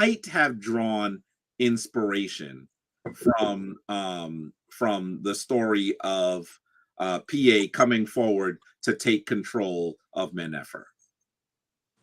That might have been where some of that story comes from. Yes. Okay, let's continue. So PA gets all the way up to Hanen-Nesut. This is a city all the way in the north, right? The city that today is usually called Heracleopolis. I have to use the Greek name and the ancient Kemetic name, because if you're doing research and you look at Hanen-Nesut, you ain't gonna see nobody but Jabari smiling. You'll be like, this don't help me, Jabari. So I have to give you the Greek names. Heracleopolis is what, unfortunately, it's known as today. It's unfortunate, but that is the truth. PA decides that he does not need to do more battling. He installs a vassal. That means someone that is powerful but is running things for him. That's what a vassal is, right? So he installs a vassal, and he speaks to the northern kings. Tefnach says, okay, you got it. I agree that you won. But guess what Tefnach does not do? And this is fascinating. This is a study in war, a study in power, a study in strategy.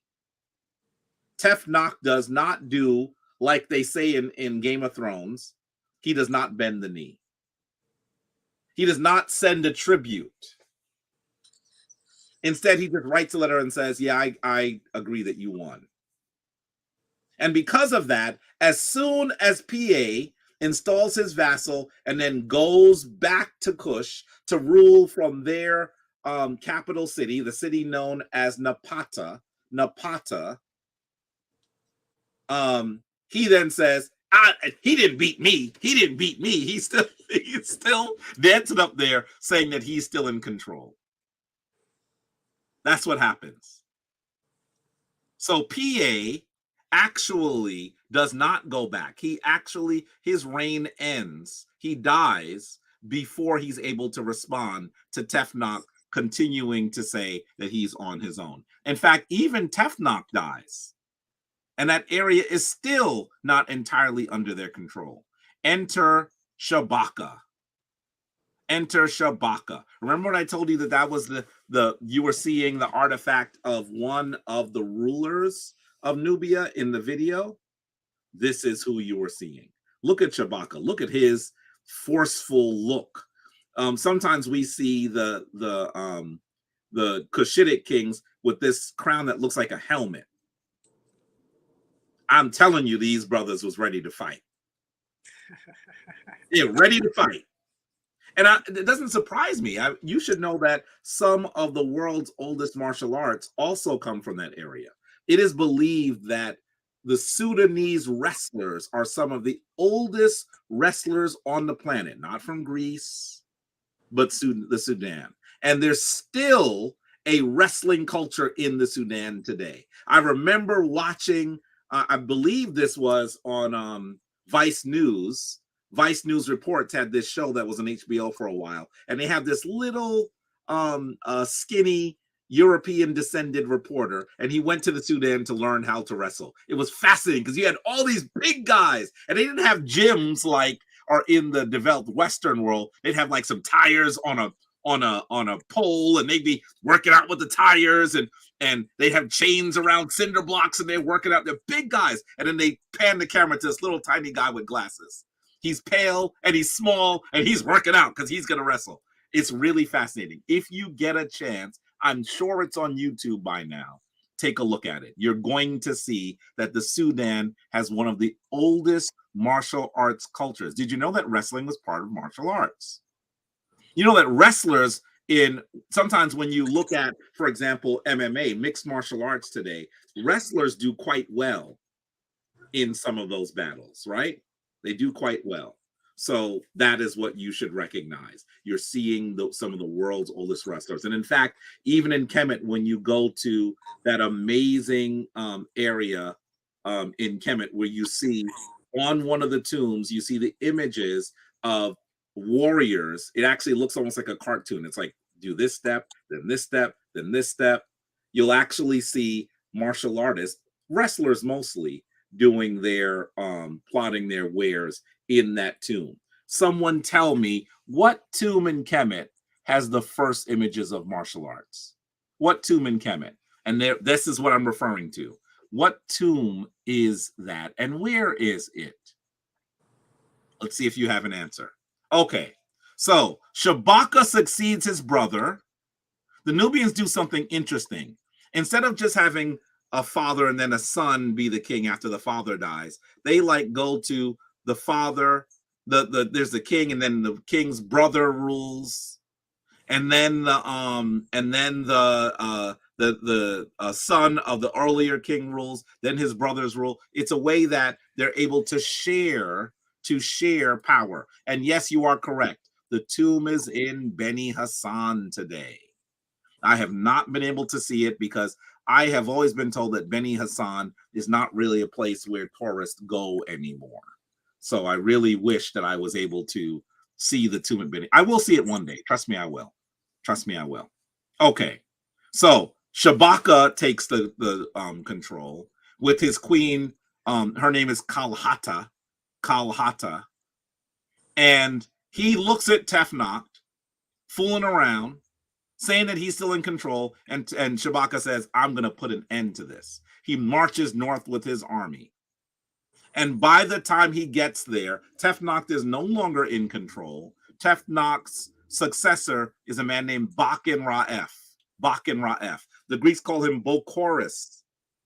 He gets there, and Bakin Ra'ef is still talking junk. Yeah, we still in control, dude. You ain't do nothing. You think you beat Tefnakht? You ain't beat no Tefnakht. Shabaka does something that in the modern world we would say this is gangsta. What does he do? He tells him to bend the knee. Bokoris, Bakin Ra'ef, refuses, and he burns him to death. He burns him to death. He says, "Oh, you're not in okay, finally, I'm gonna just get rid of you because your father was also talking this mess. We are in control now." He burns him to death. So Shabaka is technically the first king that is in control of all of Kemet in generations. And if these were foreign rulers who were trying to conquer and pillage, you would say, okay, that's what foreign rulers do. When they get in control, they just take stuff. That is not what the Nubians do. They don't see themselves as foreign rulers. They see themselves as caretakers of the culture of the Hapi Nile Valley region. This is fascinating. They don't just start taking things. I'm going to just pilfer all this stuff and take it back to Nubia. That's not what they do. What do? They start extensive restorations of temples. That's what they do. That's what they do. This is important.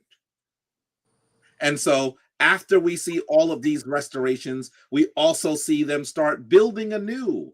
Shabaka builds a lot in Waset, that city where the temple of Amun is. Waset is later called Thebes by the Greeks. And then the later Arabic people end up calling it Luxor.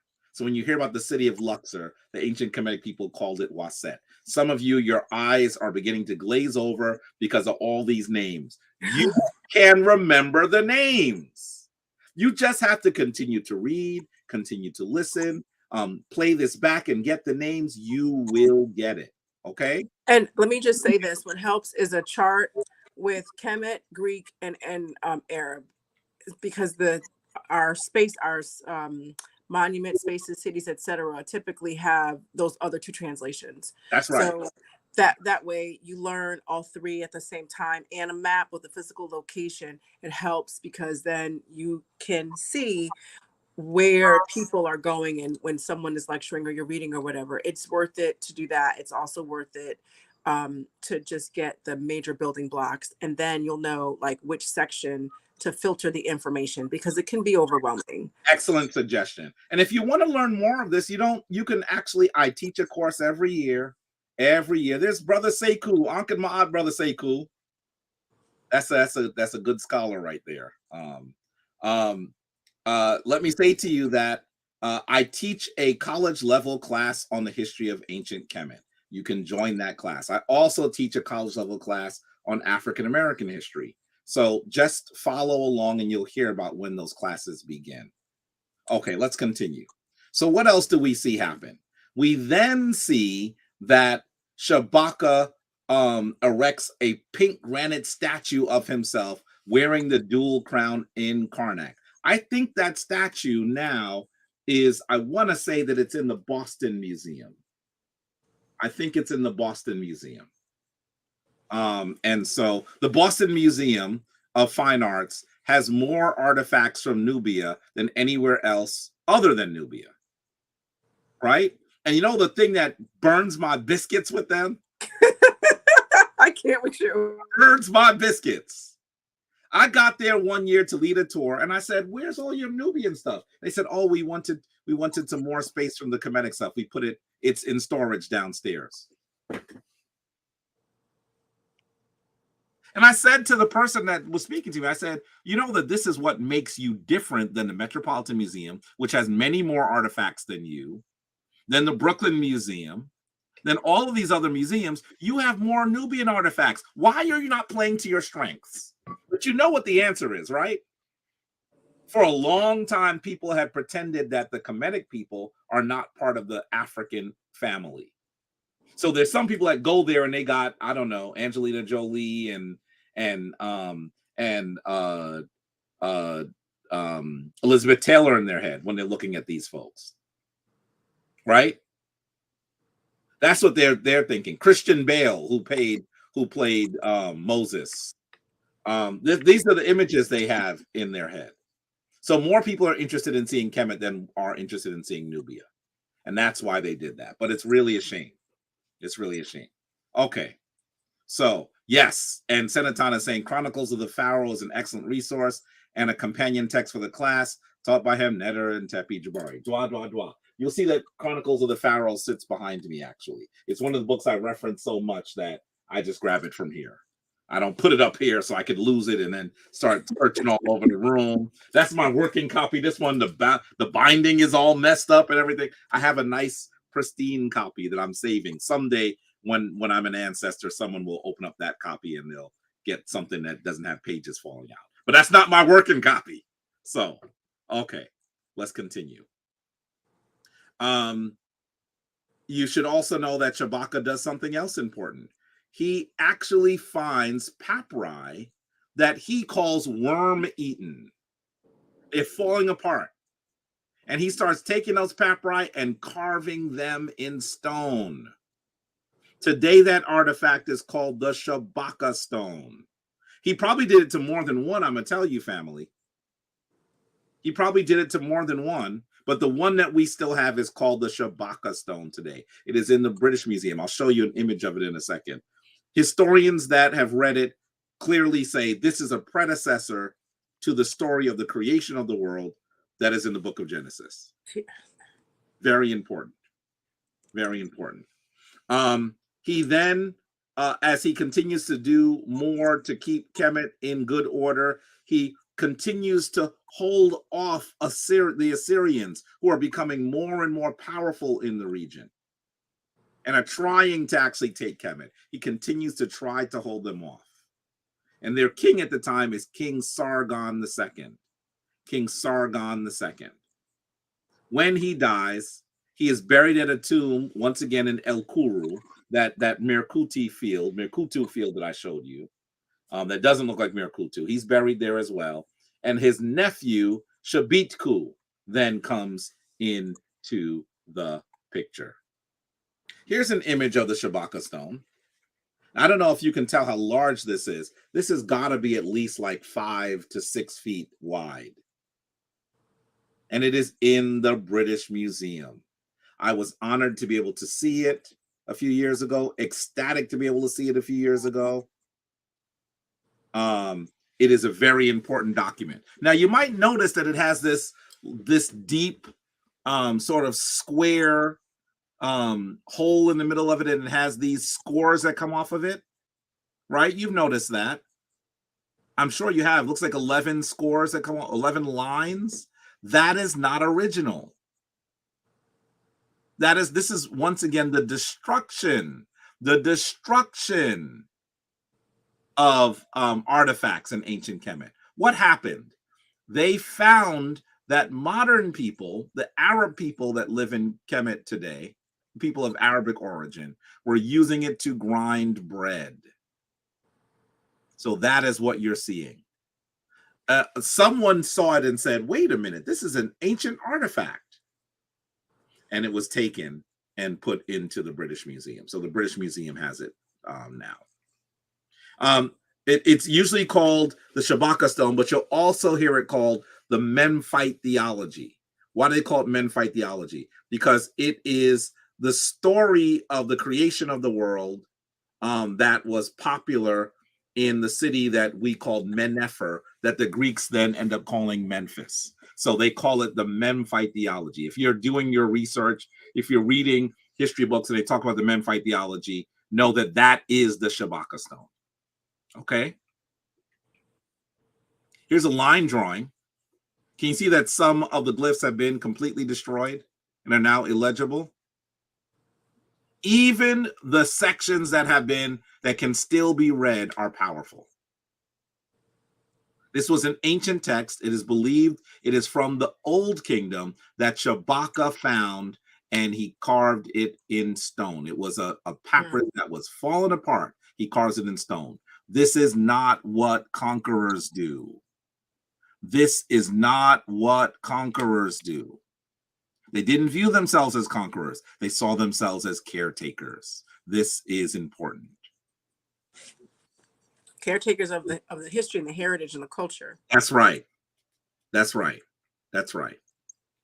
So then we see Shabiku, who may also be the king known as Shabatka. Some of the names are translated in some interesting ways. And you can see he succeeds Shabaka.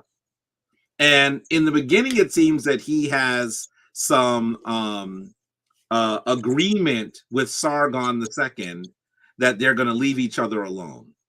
One of the reasons why we believe that's the case is there's a rebel that is fighting against Sargon II. His name is Iamani. And Iamani escapes to Kemet. And as he escapes to Kemet, when he is found by Shabitku and his people, they send him back to Sargon II.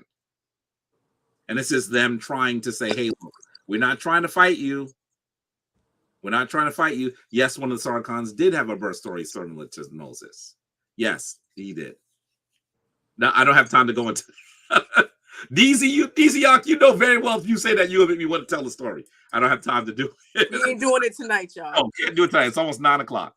So we actually see that is what happens. But after Sargon II dies, we see that Shabiku is still struggling to try to keep dominance in the region, and they're struggling. They recognize the Assyrians, the Persians, and others are becoming so strong that they won't be able to hold them back from Kemet, from the northeast of Africa for long.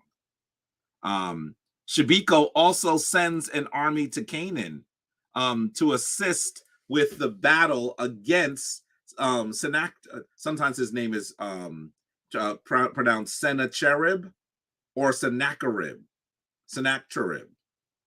And so Sennacherib is the way I say his name. He actually battles against him. And then he then sends his brother Taharka to continue to fight to keep Kemet under their control. Taharka is Shabiku's brother. And they fight in a battle known as the Battle of El-Tek. It also seems like they defend Jerusalem in one of the stelae. It's mentioned in the Bible. Very interesting that this is one of the historic events. The Bible does have some history in it, right? This is one of the historic events that is in the Bible that actually occurs. He continues building. He builds a temple for a version of Asar, a version of Asar called Asar Hekajet. Hekajet, which is like, you know what Heka is, and jet means like eternity, right? So it's like Asar, eternally powerful, or maybe that's one of the ways that you take your time fast. Said Jason is funny. So we actually see that he continues to build. When he dies, I'm talking about Shabiku, by the way. Shabiku is buried in a tomb at El Kuru, just like his forefathers, and his younger brother Taharka then comes into control. Now, this is interesting because Taharka, in many instances, Dr. Clark called Taharka and the period of Taharka the black man's last great walk in the sun. That's what he called the period of Taharka. Taharka realizes that he is not going to be able to keep control of Kemet. He realizes that. He is ruling from Mennefer. Keep in mind, one of the reasons why he's ruling from Kemet is because he realizes he can't go back to Napata and rule from their capital city. He has to try to stay in Mennefer. Mennefer is in the north. Does that make sense? I hope you understand what this means. He's saying, I can't go back to where I am because if I do, we're really going to lose it quickly. He's trying to keep things. One of the things that Taharka begins to do is they take masterworks of Kemetic art and they start digging deep holes and they call it dismantle the statues. So they carefully break it, right? They'll carefully break the head off. They'll carefully break it here. They're dismantling it. They're not destroying it, and they put them in holes.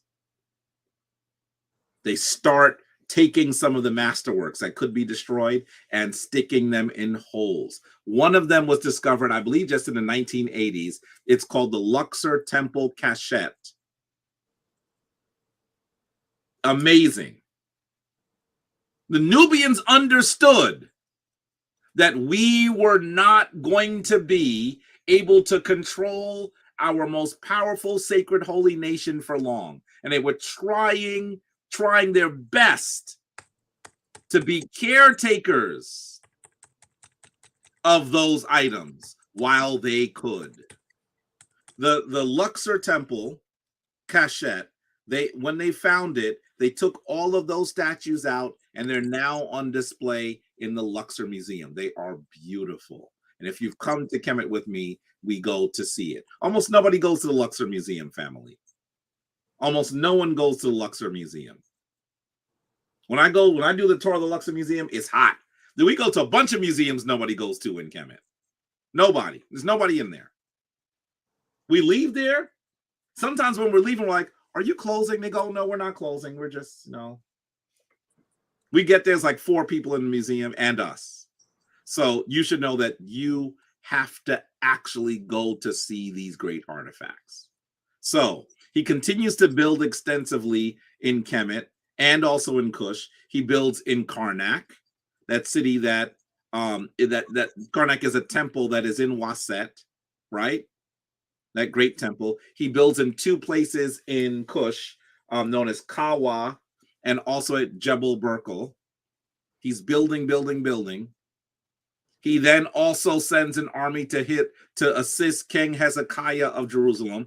We do believe that King Hezekiah was a literal historical person. There's some people in the early period of the Bible, the patriarchs, that most folks agree now are not historical, right?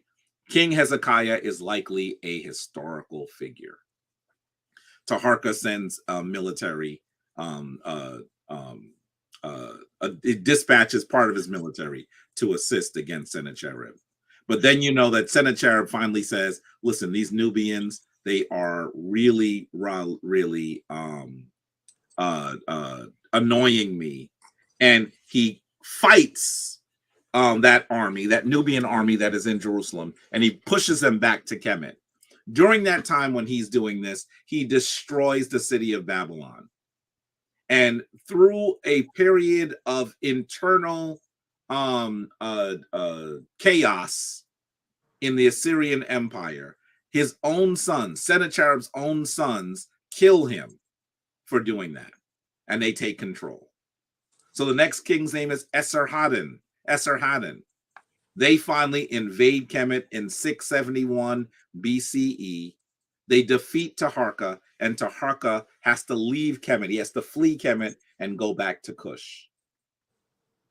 Taharka still wants to be in control of Kemet. He comes back 2 years later to defeat the people that the Assyrians put in control.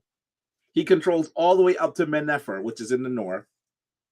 And Sennacherib, who recognizes that he does not like the fact that Taharka is back.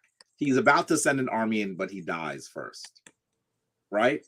I'm sorry, Esarhaddon dies first. Then we see another king, Syrian king, Ashurbanipal, then once again goes back to Kemet, pushes Taharka from Kemet for the last time, and Taharka returns to Kush and dies in Kush. He is buried in the largest Merkut in Nuri, which is near El Kuru. So now we see the Nubians are no longer in control of Kemet. Take a look at this beautiful Herumakit statue. Some people would call this a sphinx. I'm not going to call it a sphinx. That's the Greek name. This beautiful Herumakit statue of Taharka from Kawa. It's really cute. I love the face on it. Notice that sometimes also when the Nubians depicted their headdresses, they would have 2 cobras on the top. Not the vulture and the cobra, but 2 cobras. And that's interesting to me as well. I want you to know that as these folks is my university online and graduate level. The class that I teach is actually online. It's open to the public. Yes, and it's I'd say it's college level. It's like undergraduate degree level. And so if you're able to join, you'll learn a lot more about Kemetic history. From here, you should know that there have been lots of people who have been asking a particular actor to play Taharka. He had a script that he was moving forward with for a while. It was called The Last Pharaoh. I'm talking about that person, no other than Will Smith. Will Smith had planned to play Taharka. Obviously, you can see he developed much more of an interest in his later career in roles of historic characters. He played the father of Venus and Serena Williams. This is the role that he finally got an Academy Award for, and then you know what happened. I don't have to go into that, but it put him in an awkward position. He also is playing Gordon. I'm gonna watch that tonight. He's playing Gordon in the movie Emancipation, an African-American formerly enslaved man who fights for his freedom and then becomes part of the Union Army and fights for the freedom of all of those people he was enslaved with. Hopefully, Will get it together and his career is not ended. He did something that I think is stupid, that was wrong. I understood why he was upset, but he went too far. I really hope that he's able to get his career back under control and able to play some of these roles, because I don't hear anybody else looking to play Taharka. I see Sen Jason says he watched it. I really want to see that. So I'm going to probably look at it tonight. Take a look at Nuri. This is where Taharka is buried. Look at these Mirkutu. They tend to be steeper than the ones in Kemet. Can you see that? Some of them you'll notice even have their tops missing because European plunderers would literally dynamite off the top so they could rappel down to steal. And that is really disturbing. We're coming to an end. I want you to recognize that we also see Tantamani. And Tantamani succeeds his uncle Taharka. He's the son of Shabaka. He tries to come back to Kemet. He gets back briefly, but we see that Ashurbanipal, the Syrian ruler, sends an army south, and they say, you know, one of the ways we can take control of Kemet and stop fighting these Nubians, we're gonna sack Waset, that sacred city that has the Temple of Karnak, the Temple of Luxor. When I go there today and I see some of the buildings that are in decadent form that have been destroyed, I wonder how much of that was done by the Assyrians as they came forward. We then see that Tantamani is then buried at El Kuru. I want you to know that this is in many ways the end of the native Africans being in control of their great land in a manner which they are able to have a powerful nation. There will be other Africans on the throne at some point after the Nubians, but you should know that Kemet is really not a powerful nation anymore. But you should not feel sorry for Kemet. Those kings that go back to Kush are still powerful. Look at the ruins of this great city of Napata. You can tell that it was a magnificent city.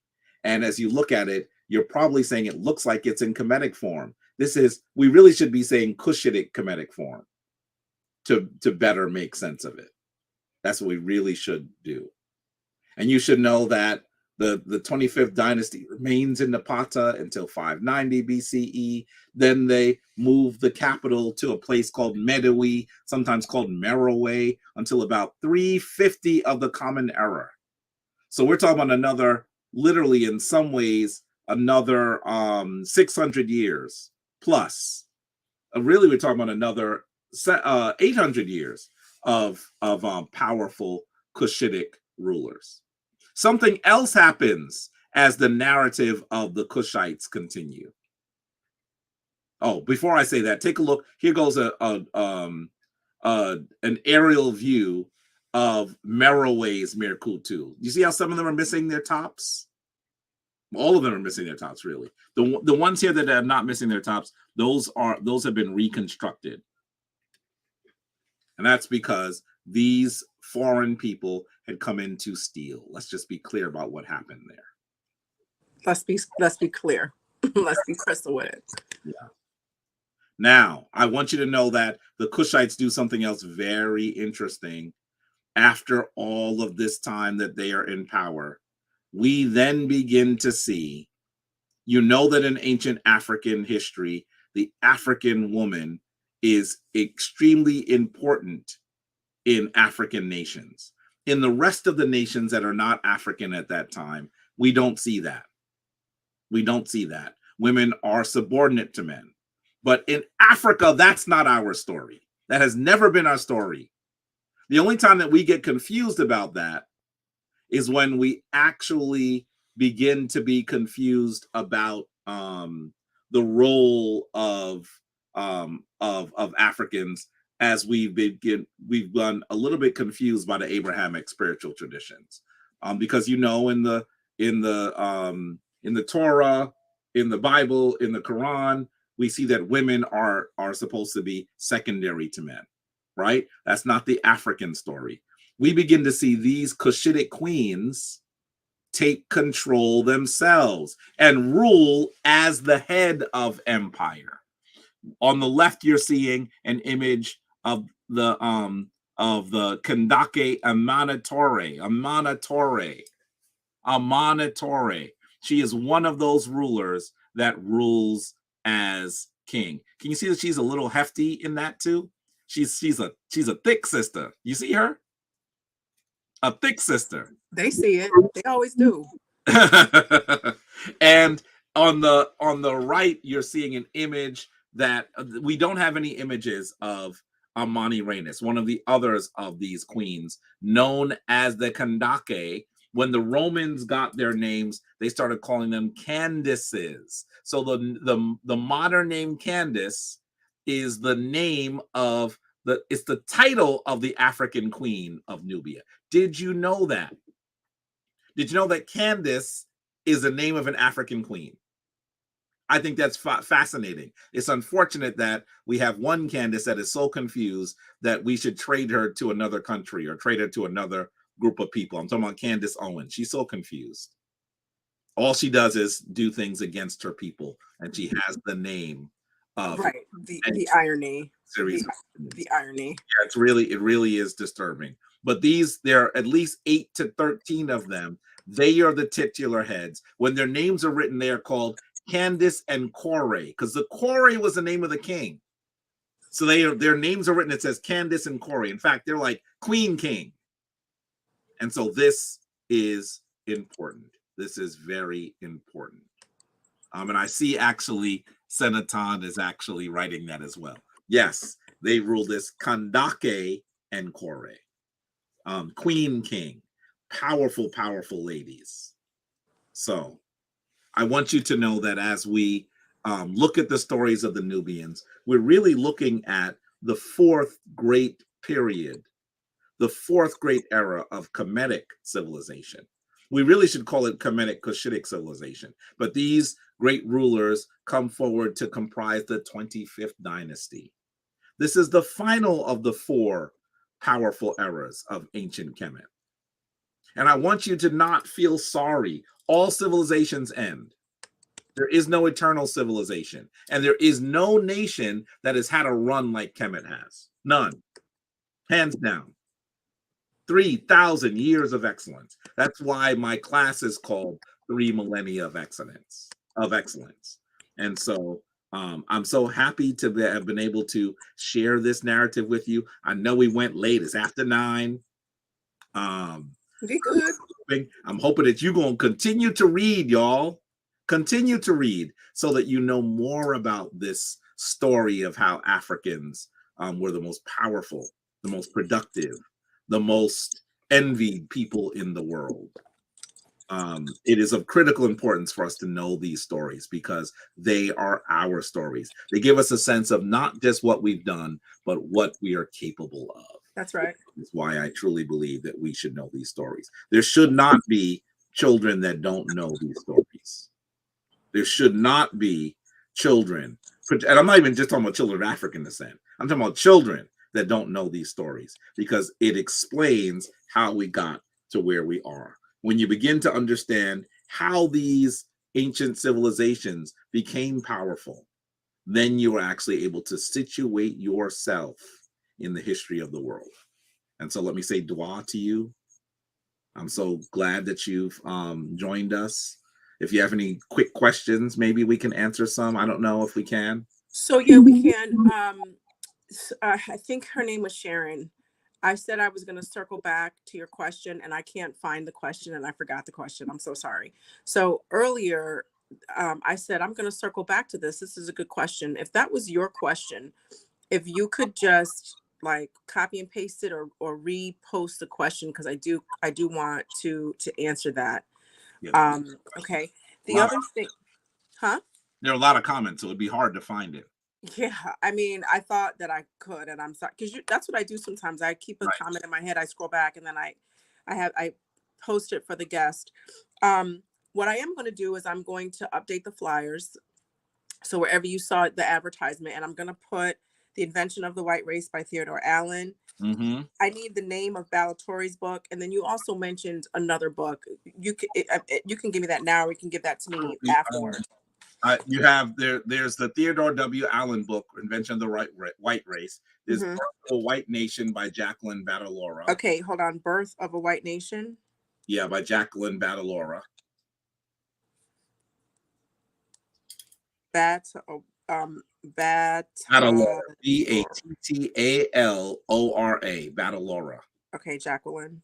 Yeah, Jacqueline Battalora. Mm-hmm. And then there's also Jonathan Metzel's Dying of Whiteness. Dying of Whiteness. Those are the stories about they really help us understand race in the United States. Mm-hmm. And so I'm hoping that you'll find them interesting and also read those books as well. So Dying of Whiteness by who? Who's the author again? Jonathan Metzel, Metzl. Metzel. M-E-T. ZL. Dying of Whiteness, yes. All right, great. So I have The Invention of the White Race by Theodore W. Allen, Birth of a White Nation by Jacqueline Battalora, Mm-hmm. Dying of Whiteness by Jonathan Metzel, Mm-hmm. Look Up Bacon's Rebellion, and that was it. Those are the 4 things that I wanted to oh, here we go, good. That I wanted to update you guys with, because Jabari mentioned it, and it's those are good books. I'm also going to put the Chronicles of the Pharaohs, and Jabari can I can get information on his 3 Millennia of Excellent class, plus the African American History class, and also Robin Walker has an online course on African history, Kemetic history. So I'm going to update. Yeah, I'm going to update all that. And I had Robin Walker on in November. You can watch that as well, and we kind of go into detail a little bit about what he has online. So please look forward to that update of the flyer. I will do that tonight. Now, yes, Black Ace. Yes, thanks, Ace. Thanks for asking. Many are not that fortunate.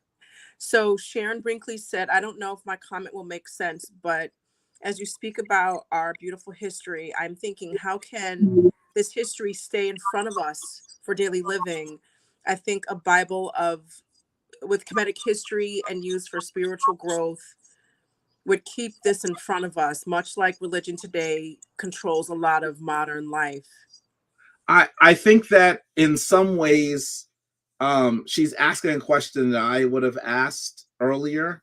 The question is kind of, well, how does this, how do we have this narrative be more accessible, right? I don't know if you're necessarily talking about a Bible, because a Bible, generally, the name of the grouping of Christian spiritual books, really is different, right? I mean, we should not think of the Bible as a history book.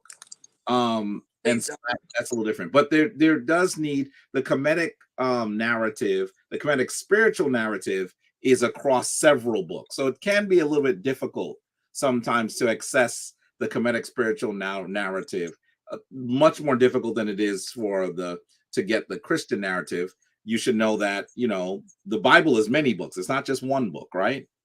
But it wasn't, obviously there was a Roman Catholic man named Marcion who decided that there should be a canon, and that began the drive to put certain books together, right? And so that's what occurred. In Kemet, I think that we need a book that is a beginning book, right? So that people know how to start, where to start. I've been saying it for years. It's on my list of things to do. It really is. It really is. It's probably going to be, I have a book that I really hope will drop soon on the African origins of Christianity. By the way, I have that debate coming up. Please, it should be an intellectual debate. It's not going to be foolishness, right? So I'm really hoping that you'll come to the debate, be part of the debate. It'd be really important. I don't know if folks that are mods for Sonnet are in the chat, but it'd be wonderful if you could drop a link so that people can register if they'd like. I don't have the link with me here. You can give it to me afterwards, Jabari. I'll just add it to the list of stuff that'll be updated. That might be helpful. Yeah, please do. Yeah, so, and then there's also, and I'm hoping that many of you come because your boy's gonna need some support. It's gonna be a very interesting moment when we're having this discussion of how Christianity comes from the ancient Kemetic tradition. So that's what we're gonna definitely do. Senaton is mentioning also that initiation into a shrine is important as well. Yes, it is. Dua for saying that. Abut Seshat said earlier that our application is now live. It's on the website. There's some of you who have been really connected to the Shrine of Ma'at, but not full members. And this is the time, if you'd like to be a full member, it'd really be great for you to join. Dua to Ron Green, who's also saying he got his ticket. It's going to be powerful. It's coming this Saturday. I'm excited. It's going to be time to, we've been talking about this debate for a long time. It'll be good to know that it happens. Sakina Ra is there. I see Senaton said it's going to be an easy win. The funny thing is, I prepare and over prepare. That's just what I do, right? And I find it very interesting that whenever I hear my opponent speak, I go, "Ooh, that's real. He's making some really poor arguments." So maybe it is going to be easy, but I never prepare for easy, right? I prepare like I'm to be really in the kind of intellectual dogfight that could happen. So I'm still preparing. I'm still putting together a few more slides, thinking about what my strategy will be a little bit more. And so that should be fun too. So, yep. So I'm going to have all those links. I was taking notes on all those, everything that is going to be updated for tonight that we talked about. I'm also going to put in some of Jamar's links because he's got a few things going on. And I'm also going to be relaunching Yoga Girl Sign Black Man Meditate in 2023. And it isn't because it's 2023, it's just because it just so happened to be around this time. Okay, so that I'll be making those announcements shortly, January, but it's definitely coming. Also, just like our one of our priests says, Abu Vernon, we don't do this for money, but we need money to do this. Mm-hmm. We do need some money to do this. Yep. And it would be helpful if you feel like you got something out of this, which mostly in a lot of you did. It would be great if you could give a donation. I'm gonna put up the Cash App for the Shrine of Ma'at, and also for me, Yoga Girl Sai. Mm-hmm. That's gonna be up there too. So give me a little bit, because I'm gonna put all this together and update all of the links. So I think that I got all the questions. Yeah, it takes work to do it. So I'm really hoping that you support, because there's really no way to do it on the level that we need to do it unless we have your support. That's just the reality. So yeah, that's just the reality of it. And Jabari's is debating Garfield, correct? Mm-hmm. Yep, Garfield. Okay, yep. And I'm checking to see if I got any other questions. And thank you, Black Ace. He said, great series. I really appreciate it. I really like the series too. So I just also want to reiterate that Tuesday Talk is to learn about Kemetic spirituality, African spirituality, and Pan-Africanism. And I'm going to explain that. Kemetic spirituality, our ancient spiritual practice. And in that is embedded history, because you have to know where it comes from. And also because, unlike other religions, the spirituality is embedded in what you do every single day, what you think. There's no separation between you going to church and then you whip the skin off somebody's back. As a Christian, you're still a Christian. And then on Sunday, y'all both supposed to be praying to the same God. That's not how we roll, period. Okay? So Kemetic spirituality is something that we believed, we knew, we lived, we ate, we breathed, slept, we reproduced, we everything. It's a part of who we are internally. Okay. So that's Kemetic spirituality. African spirituality. Kemetic spirituality is African spirituality, but I'm making the distinction because of it being situated in ancient Kemet, and the Shrine of Ma'at being a Kemetic shrine. It is not because it is not African. That's in the negative way. Mm-hmm. It is African. That's the positive, affirmative way. Kemetic spirituality is African spirituality because it was done by Africans. Yeah. Simple. Okay. Yeah. But there are other forms of African spirituality. And we Yep. also hold space for Vodun, Ifa, the syncretic spiritual practices. So this is also a space to learn that.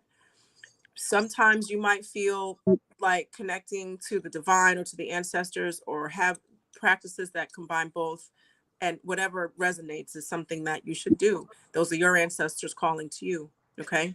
And then the third thing is Pan-Africanism. What annoys me so much, especially having grown up the way that I grew up, and we touched on a little bit of that earlier today, is when there's this division among foundational Black Americans, Caribbean Blacks, Caribbean Africans, and Spanish speaking Latin. It's so stupid. It's so dumb. And honestly, if I were a man and I could fight, I would just fight people. And I know Jabari probably gonna say something, Seshat, you're a priest, Seshat. But it's ridiculous. We cannot divide over just, it's like if you're in New York and you're on the train and your family, oh, my light, my light went out, and your family, your mom, your dad, your brother, your sister, your children, you're on the train together. And then your mom gets off at Times Square. Your mom and dad get off at Times Square. Your dad takes the S to Grand Central. Your brother gets off at Penn Station, and your sister gets off at 125th. Now y'all beefing and hate each other and think y'all better than each other and can't work together. Is that not dumb? That's dumb. And that's what this is when there's this division in Pan-Africanism. And if we don't stop, we're not going to be able to reconstruct a basic overlap of an African-based community, family, neighborhood, culture, so we can have us back. Yeah. And I'm not saying that we shouldn't respect and acknowledge the differences, because the way I see it, and I really truly saw it this way growing up, this is how my relatives over there did it. This is how my relatives who landed in Jamaica, that's how they do it. This is how my relatives who landed in Puerto Rico, that's how they do it.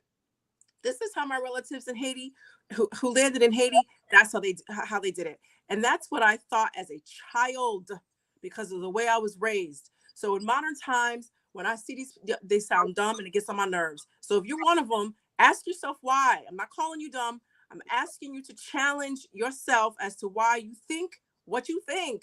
Mm-hmm. And then ask yourself who told you that.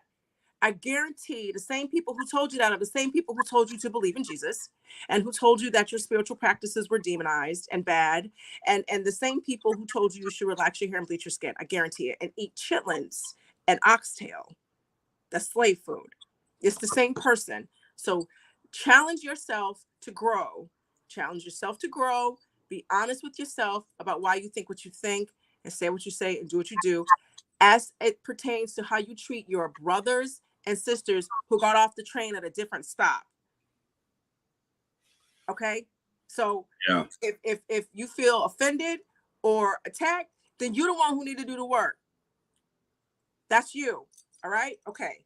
I just want to say that we all have work to do, and so I'm hoping that we do. We all have work to do, including me. I know my delivery sometimes can we be a all little do. We all do. Even we all have work to do. I mean, I might be Hemnet or Ntepi. I mean, I got work to do every day too. So, it's just one of those challenges that we have, and we're gonna work it. We're gonna make it work. So this is the Cheryl Lee. So I just want to round that off by saying that is what Tuesday Talk is for. Kemetic spirituality, African spirituality, Yeah. Pan-Africanism. Let's focus a lot of our mind on being Pan-African with Black folks, people with brown skin, Black people, when you walking down the street, whether they light-skinned like Ntepi or like Hemet, Nasut at the temple, like all of us, the whole gamut. All right. Okay, good. So Cheryl, Sinette Cheryl posted, was Christianity stolen from Kemet? Yeah. And this is the title. I don't think the link is there, but I'm gonna give you guys a link when you just search for it, you'll find it. Yeah. And I'm seeing that there may be an issue with the link, so I'm gonna. Oh, really? I just said, yeah, because it's saying that the tickets are no longer on sale. That's because it was supposed to be last Saturday. So I need to get Sonnetter to fix that. Please pay attention. We're going to get this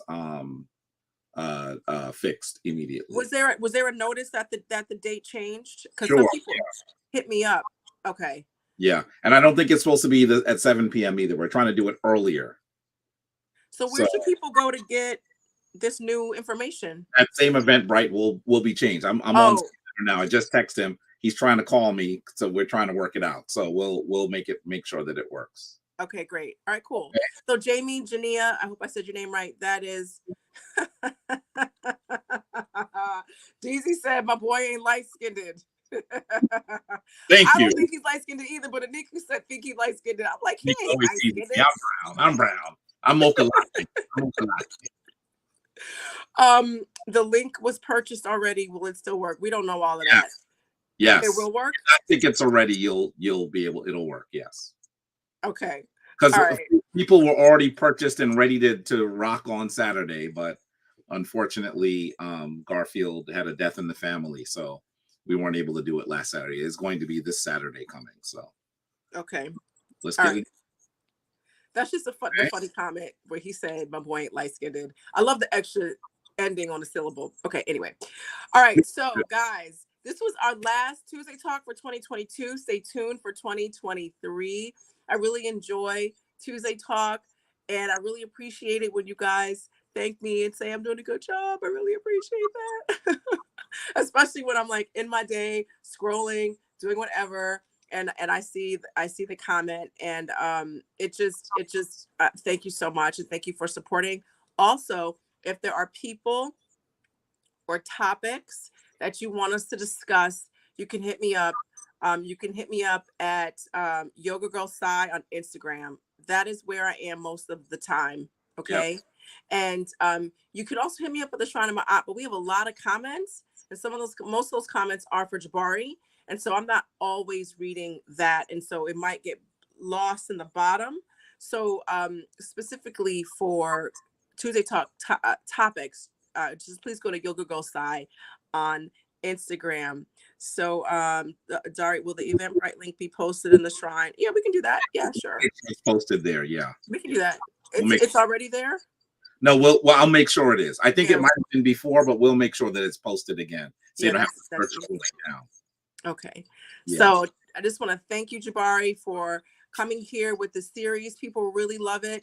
Run it back, y'all. Run these Tuesday Talks back, because they're there on the Shrine of Ma'at's Facebook page, YouTube page. It's also on my Yoga Girl Sai YouTube page, so that you have different places to see it. You can study it.